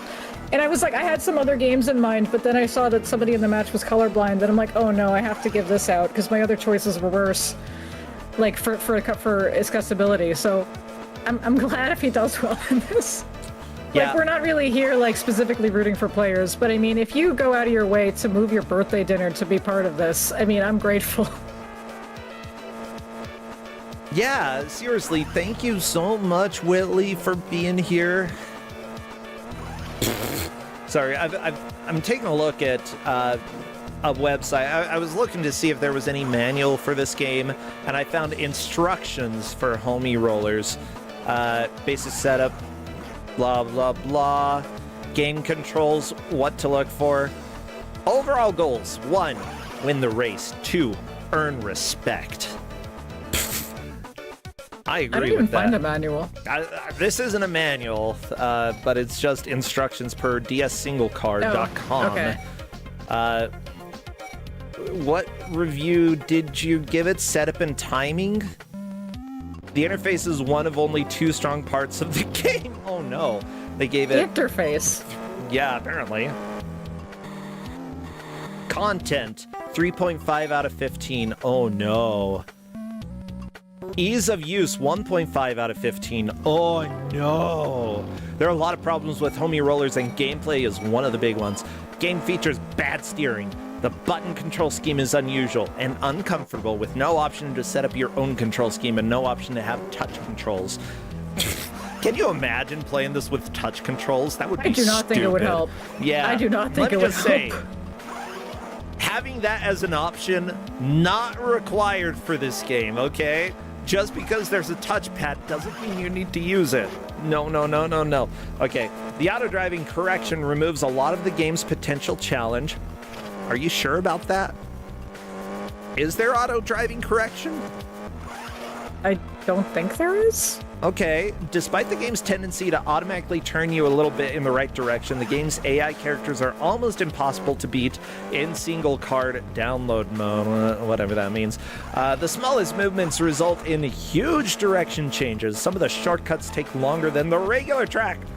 Then, as if all that weren't bad enough, you'll have to do tricks which slow you down to fill your meter enough for a turbo boost, and the turbo boost often won't make up for the slowdown. Yeah, honestly, I see, like, most players not caring at all about the turbo boost. Maybe the game, I don't know. Yeah, content, they said some of the people that were part of this project had good intentions. Game has single card download play for up to 8 players on multiple tracks. Unfortunately, those folks were no longer involved once production began. Parts of the game have severe pixelation. Oh no, they're pixels. Some on-screen objects are indistinguishable from others. I mostly disagree with that. Like, I can tell what is what. Replace the repeatedly annoying tube horn music with almost anything. Okay, I was gonna say, like, the music is fine, but now we're on the tube horn music here. Yeah.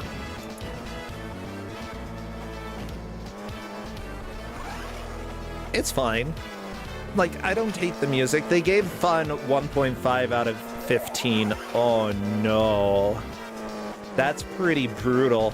Alright, what? Look, this game makes no sense. Starting with the decision to spin a game off from the Homies, a franchise of toys originally distributed via vending machines, with no TV series, movies, or other tie-ins. It still could have been a fine game, but there are plenty of things in this game that don't make sense. When you hit a train head-on, why is it that you simply spin out? You don't even fall over. Is that what you're complaining about? You hit a train and you spin out? That's your problem with this? Okay. I feel like there are, like, other things to complain about. Why does hopping your car/vehicle around allow you to speed up? It happens a lot in kart racers, that's why. What's the point of earning respect in single card download mode if you don't do anything with it? Okay, apparently you can earn respect possibly when you're playing multiplayer, and respect is just a stat. That's fine. Yeah, respect is what you use to unlock the upgrades for the car, I think. Oh, so this guy doesn't understand that you can upgrade the card. Okay, always a good sign that somebody is doing a thorough review. Okay. Yes, it's terrific that the game is bilingual. Multiple languages are standard. Europe, but not in North America. But before you go bilingual, try getting the game mode correctly in one language first. You don't have to, okay? You know what? The game is going to play the same no matter what the text is. So, shut up. I usually try to stay unbiased and for the most part respectful, but in order to do that, there has to be something to respect. There's no question that this is the worst game I've reviewed to date. See the list below. And this is inexcusable, especially considering that the Nintendo DS System series is about to turn 4 years old, much longer than an average game's production cycle. Okay, the total lack of respectable balance between challenging yet possible, combined with nonsensical / ineffectual controls, makes Homie Rollers a game that wouldn't hold anyone's attention for very long, unless you really love bad games. I mean, that's us. I mean, I'm enjoying this, yeah. All I can add is the following. Shame on you, Webfoot, for programming this game and not working the bugs out, or for not arguing for more time. That's the thing. It got pushed back like 3 times, so I think this is about all they could do. Shame on management. There we go. Shame on you, Destineer, for publishing this, and if it's the case, for forcing the game to market in this condition. It's really too bad the game can't earn any respect in real life. Okay. Next game request. Repair the steering system to where it resembles at least cartoon reality. Seriously. Reset which buttons do what? Allow users to designate their own control scheme and offer touchscreen controls. No touchscreen controls. I don't want those in my kart racer. Remove the auto-driving correction. We'll have to see if any of the players say anything about that. Decrease the difficulty for younger / more inexperienced players. Balance out the direction pad to actual steering ratio. Yeah, that is a big issue. The thing is, like, with a game like this, if you're using the D-pad, which I believe the DS didn't have anything other than the D-pad, right? It didn't have a stick. Yeah, it was just D-pad. Because of that, if you push left and right, it's just 1 or 0. And if you don't know how to design so that it accelerates the turn or like has a bit more of control there, it's not going to work very well. Like, making it gradually speed up the turn is probably a little bit better. Anyways, balance out the direction pad to actual steering ratio. Allow other methods of earning turbo boost besides doing tricks that often slow you down. Increase picture resolution to remove pixelation. It's fine. I mean, it's a DS. This is the resolution you get. Yeah, I disagree. Make it 4K. Yeah. Put a graphical focus on fine details. It's stylized. You don't need to do that. I disagree with you. Okay, replace the music with several new songs so that they don't continuously repeat. I'm actually mostly okay with the music. Like, not all of the tracks are great, but the music's fine. Improve collision management. Trains make you spin out? I don't care. Some of the collision stuff that I've seen has been a little bit weird, like especially when it stops you dead in your tracks and like you just barely touched a corner somewhere. That's annoying. Yeah. But otherwise, I think that this review is wrong about a lot of stuff. And that, you know, this is not a good game. But come on, there's stuff to actually like. I've seen a lot of ugly kart racers, and this nowhere near. It seems like they tried. Yeah, they tried. Like I think my takeaway from this is it looks like they tried, but this is a dev who didn't make any other kart racers and didn't really know how to make a good one. Yeah, I mean, risk versus reward, probably. Like, if you're going to get a company to make a kart racer and the cheapest company hasn't made one before, do you want them to do it, or do you want to get somebody who is a little bit more solid in the kart racing industry? And you know what? I don't mind, like, you know, if you're wanting to do something on a budget, or, you know, this company just wanted to make a kart racer, sure, get a cheap license to do it. I don't imagine the Homie license was too expensive. Get a cheap license, make the game, bam. Now you've got experience in the genre.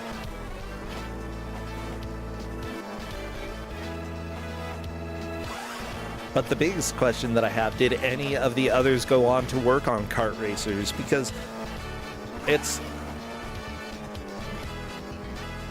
honestly, like, I would say for anyone making their first kart racer as a team, this genuinely is impressive. Yeah, like, I have seen worse. Yeah. I mean, they could have... The tracks are all varied. Yeah, Archbliss, you are completely correct that it is Whitley's birthday. Absolutely should be cheering, considering Whitley and Captain Drake are both on race number 3 for all the characters. They are doing a great job, and Whitley looking to possibly take second place, but if he's got good gameplay and Drake messes up, then Whitley could move into first. But still, first, second, and third will be moving on. Coming in second is still a generous, good thing to have. Yeah.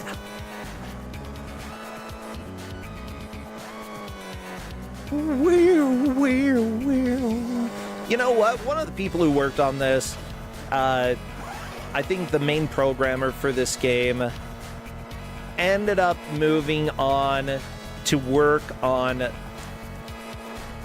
apparently as the lead engineer for other versions of the special edition for Monkey Island 2, which is pretty dang cool, as well as Secret of Monkey Island. Did some Clone Wars games for Nintendo DS.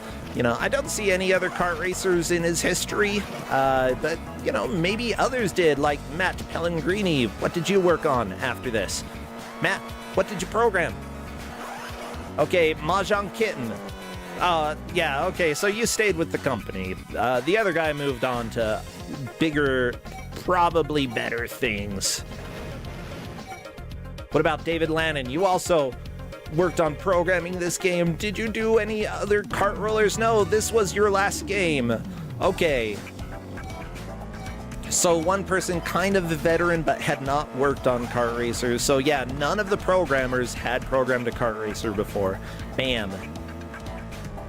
What about designer? We've got Jim Grant, who was a designer for this game. Moved on to work on Chicken Rug Extraction in 2025. Oh, the marketing artwork. Okay, not even design. I haven't played that yet, but I bought it. It's like, we came across it in a GameStop once, and we're like, is this like a basically spiritual sequel to the Chicken Run Game Boy Color game that I've given out at Kusogrande? Because it feels like it. I'm curious. Maybe. But yeah, it's so fascinating. I don't see anyone here having worked on a kart racer before or moving on to work on a kart racer after. This was their one and done. I'd say it's interesting because I feel like they could have refined this.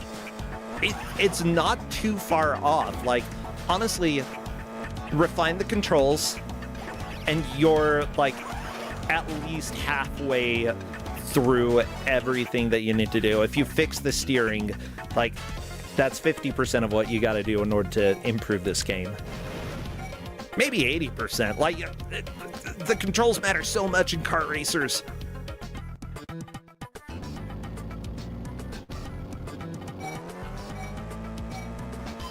Beep, beep, beep.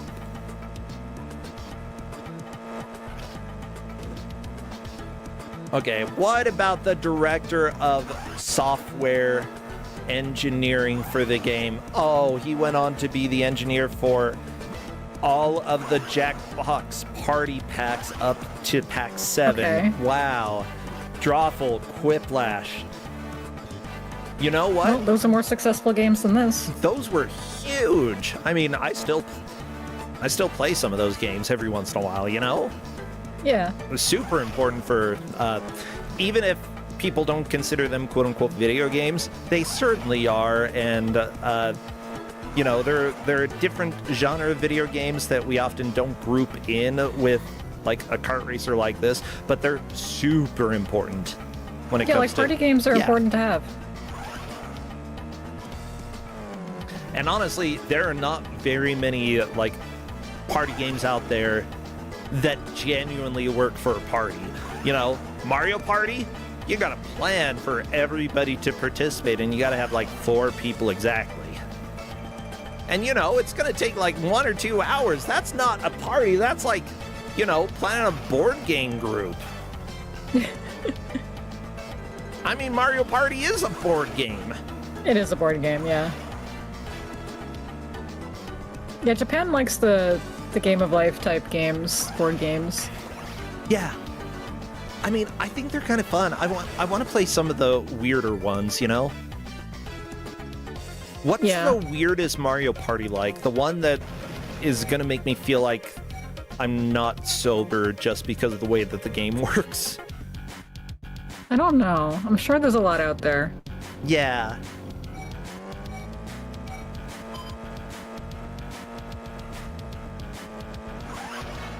Jeez, I need to relax. I think I keep stressing so much my stomach hurts.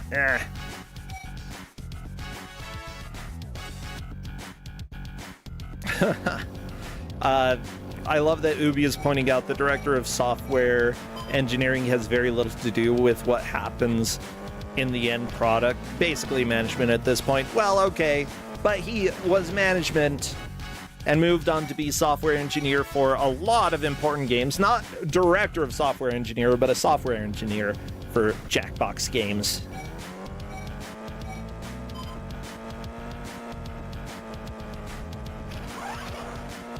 I like the graffiti in this level, by the way. I like that it all says homie rollers or HR. Yeah, HR! Everybody go to your homie rollers representative. Yeah, we love human relations here. Yeah. Ooh, there might be relations between them. Who do you ship? I guess Gata is the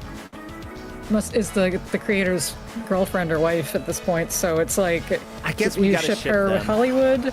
Yeah, but I mean, it's who else should we ship? obligatory. I mean, there's Big Red and there's Big Loco. What if you ship them? How about you ship me with the Jester? I'm gonna do that. I was wondering what you would think about the Jester, because I know you're not always a fan of clowns. Yeah, but Jesters are not clowns. There's so much more. Okay, now I know. Brasencha's big on Jesters, but down on clowns. Yep.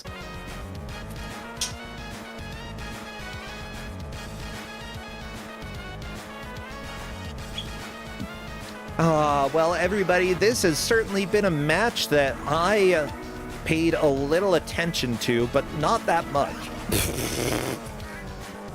I think we paid more attention to this than we sometimes do. With that said, it's going to come down to how many races the Whitley and Captain Drake have finished in their current, the current race number. They are so on Drake, race number 3. Drake has done 6 in this, round of races. So yeah, I guess Leslie and Anisep, unless something changes real quick here. Also, apologies, I meant to turn down the game audio and I turned down Hedge Maze instead. Oh no, I'm sorry. I think they heard most of that because that is time. Give it up for all of our players as well as me missing the time because that was inevitable at some point. It was because I was turning down Hedge Maze. Well, I'm taking a look just to make sure. I believe it is going to be Captain Drake in first with Whitley in second. In third, Anisep by 1 point takes third. Leslie Pro coming in last and is eliminated from Kusogrande. What? Like, honestly, if you're getting eliminated, it's great to be that close, you know? Yeah. Within a single point. Like, it means that you made a good push and that, you know, you were on the right track. It's just Whitley and Captain Drake did so well at this game. Honestly impressive. I'm impressed, and I'm glad that we had like more than one player doing really well at this too. Like, you had like a spread of players do it, you know, how they did in this, and I'm glad that they were like figuring out strats that worked for them. Yeah, let me see if Drake wants to chat. I don't recall if Drake has a mic.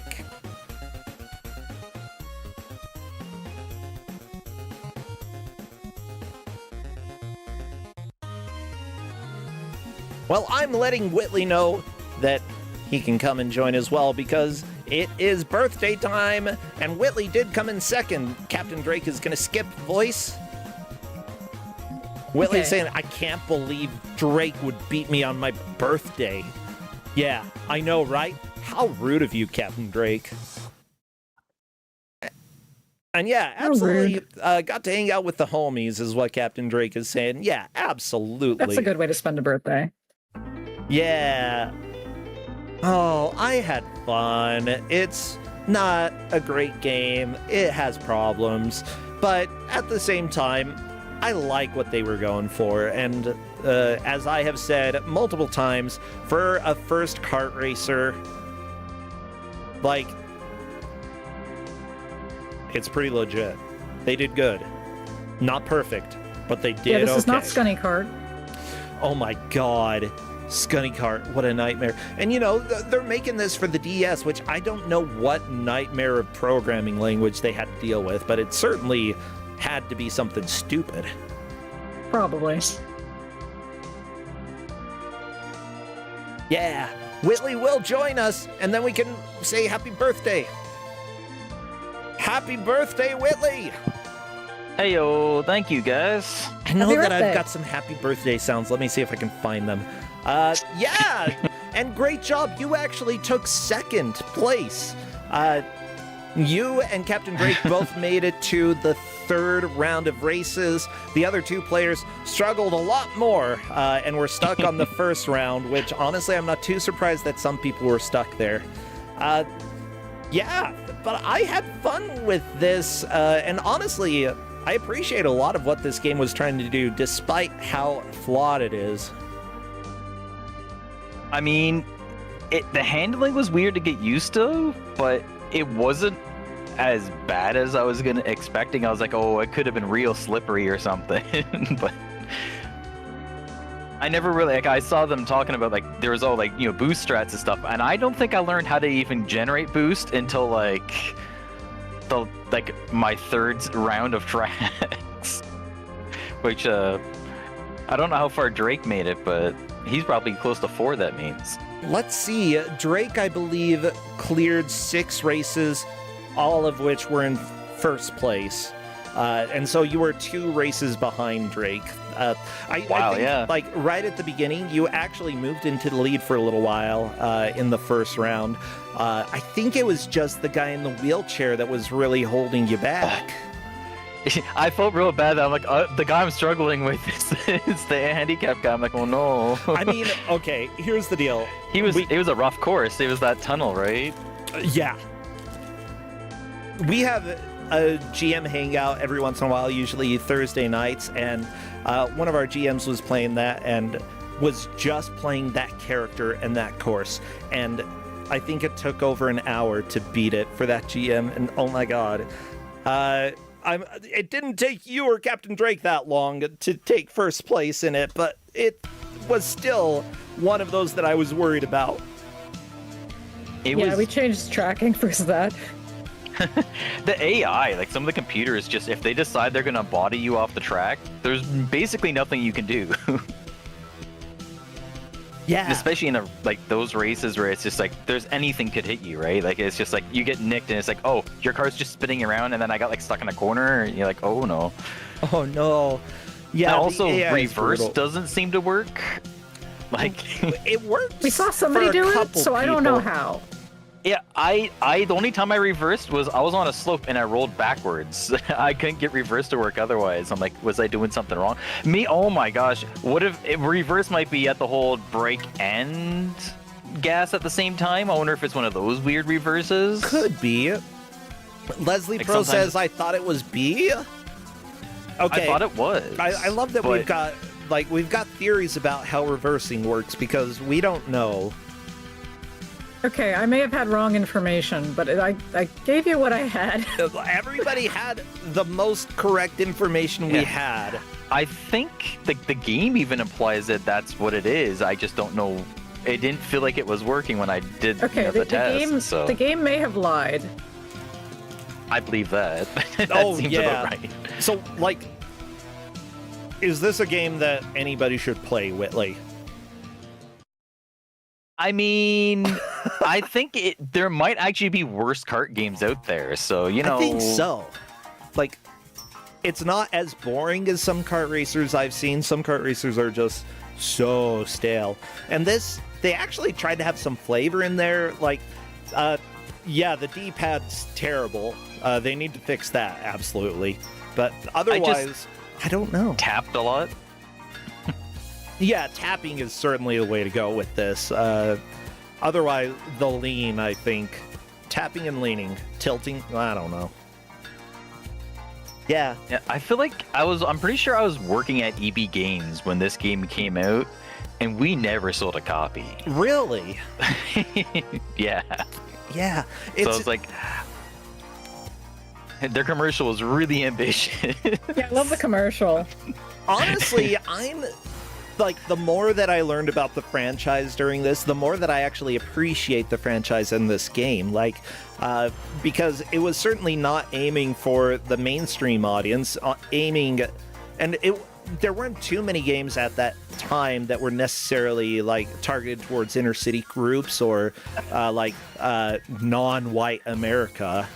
And I feel like these were like, there was a toys, like they were little homies or something, right? Yeah. Yeah. And the guy who created them, based them off of cartoons that he drew about himself and his friends, sort of poor area in the inner city.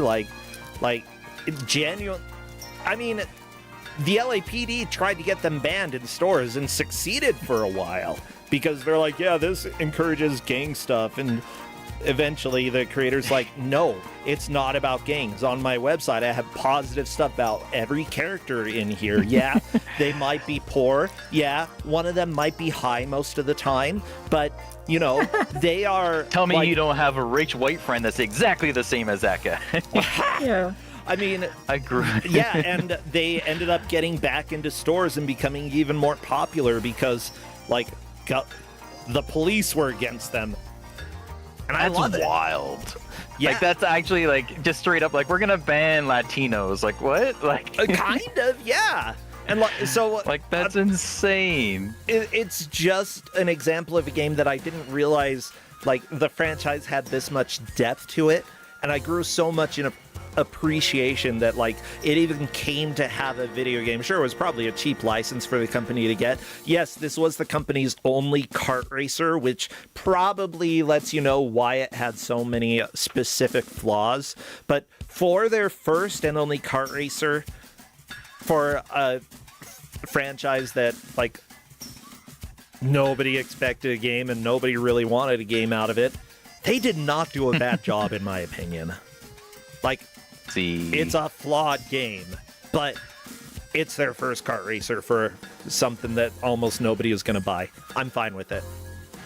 Yeah, I mean, it was a needed, change of pace probably for what they're used to. Oh yeah, sometimes you need a breather. Yeah, I was honestly not terrible. The courses were definitely, I felt like the trick on them was a lot of did you figure out the shortcut or the path it wants you to take? Oh yeah. Because that's how I was getting my first places, is oh, there's a little cut here, then all of a sudden I'm just you're clear ahead. It's oh, I wish I noticed that earlier. Good to know. I know that one review that we read was saying some of the shortcuts take longer than the actual route. And that's a flaw. I could see there being hidden stuff. One of the courses was oh, you can take a ramp. I'm that looks like it's a longer cut. And then I realized that no, yeah, it's because the shortcut is right before that. And it's oh, so it's just a misdirection because it's classic kart racing. Mm-hmm. I feel arcade kart racers were really notorious for having shortcut, long cut mix-ups, and it's just meant to get more replay. Yeah. So it's you can't really fault them for styling after something that they probably grew up playing. Oh, absolutely. I think that it's good. Good game design often has multiple routes. Okay, one last question about the game, because there was a review that we read that said that this is a big flaw in the game and that they need to add touch controls. Do you agree? Please avoid touch controls whenever possible. There we go. Whitley, what are you doing for your birthday? Have anything cool going on? Got family over, gonna eat ice cream cake, Sweet. Yeah. I had steak for dinner. I was kind of like going a bit crazy trying to get it done in time. Oh, so no! it was all right. Well, yeah, we'll go really ahead and let appreciate you you. return to your family then. Anything Like being you want willing to spend your birthday here. Yeah, it's very much appreciated. Thank you so much. It was actually quite a fun time. I like playing games, so there's nothing wrong with having a bad game race on my birthday. Heck yeah. Well, anything you want to plug before we let you go? Not at the moment. I don't think there's anything major going on for me. I'm waiting to watch the finals of MT, but I don't know if I have a set finale date or anything. So I've been watching a lot of Kuso and that otherwise. Heck yeah. Well, sweet. Yeah, Mystery Tournament finals coming up. So everybody, if you find out when it is, let us know because we want to know. I'll let you go right now so you can get back to your family and then we'll go ahead and close the stream. So thank you, Whitley. Take care. Yeah, thank you very much, guys. You have a great night. Yeah, you too. Happy Take birthday. Thank you. Yeah, Hedge Maze. What about you? Do you have anything going on that people should know about? Or if not, any games that you've been enjoying lately? Oh, I got nothing new really. Still playing Hello Kitty Island Adventure. Every time you bring that up, it's a step good closer to me getting it. Although, There's like thousands of flowers in the game, and I'm trying to grow every color combination. are you serious? Oh Yeah. no. Okay. It's like ET and it's cosmic. No, it's not. But Probably has more flowers know. than E ET. it does. It does. Anyway, I have fun with it. It is what it is. But yeah, it's a cozy little game. Well, things that I want to plug, we've got Big Bad Gameathon submissions up through the 31st. That is Friday. You have time to film a video, make sure that you have commentary, and primarily make sure that it's entertaining. Get those submissions in because they will be closing soon. Also this weekend, no Kusogrande because I'm going to be at Anthro Weekend, Utah, showing off Wild and Wolfie, the NES game that I'm making along with LOK, the artist for GDQ. It is a lot of fun working on the game, and hopefully people are able to play it, enjoy it, and be interested in it. Oh no, Ubi, you're gonna be in Utah? Maybe I'll see you. Scary. Well, everybody, that is it for the stream. Let's go ahead and raid a brand or something. Oh my gosh, I didn't even look until now. Who are we gonna raid?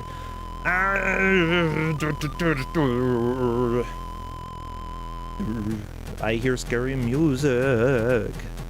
Oh, you know what? Time Wanderer is playing Silver Surfer. That sounds fun. Oh, perfect. Yeah. What's a good raid message? You know, we could raid with damn. Anyone want to raid with damn? That's a good one. There you go. I think they will appreciate that. Thank you, everybody. See you later. Take care. Until next stream. Bye, Hedge Maze. Bye, Percentia. Happy birthday, Whitley. Bye. Bye, Fluffy Udders. Thank you for just getting here. Bye.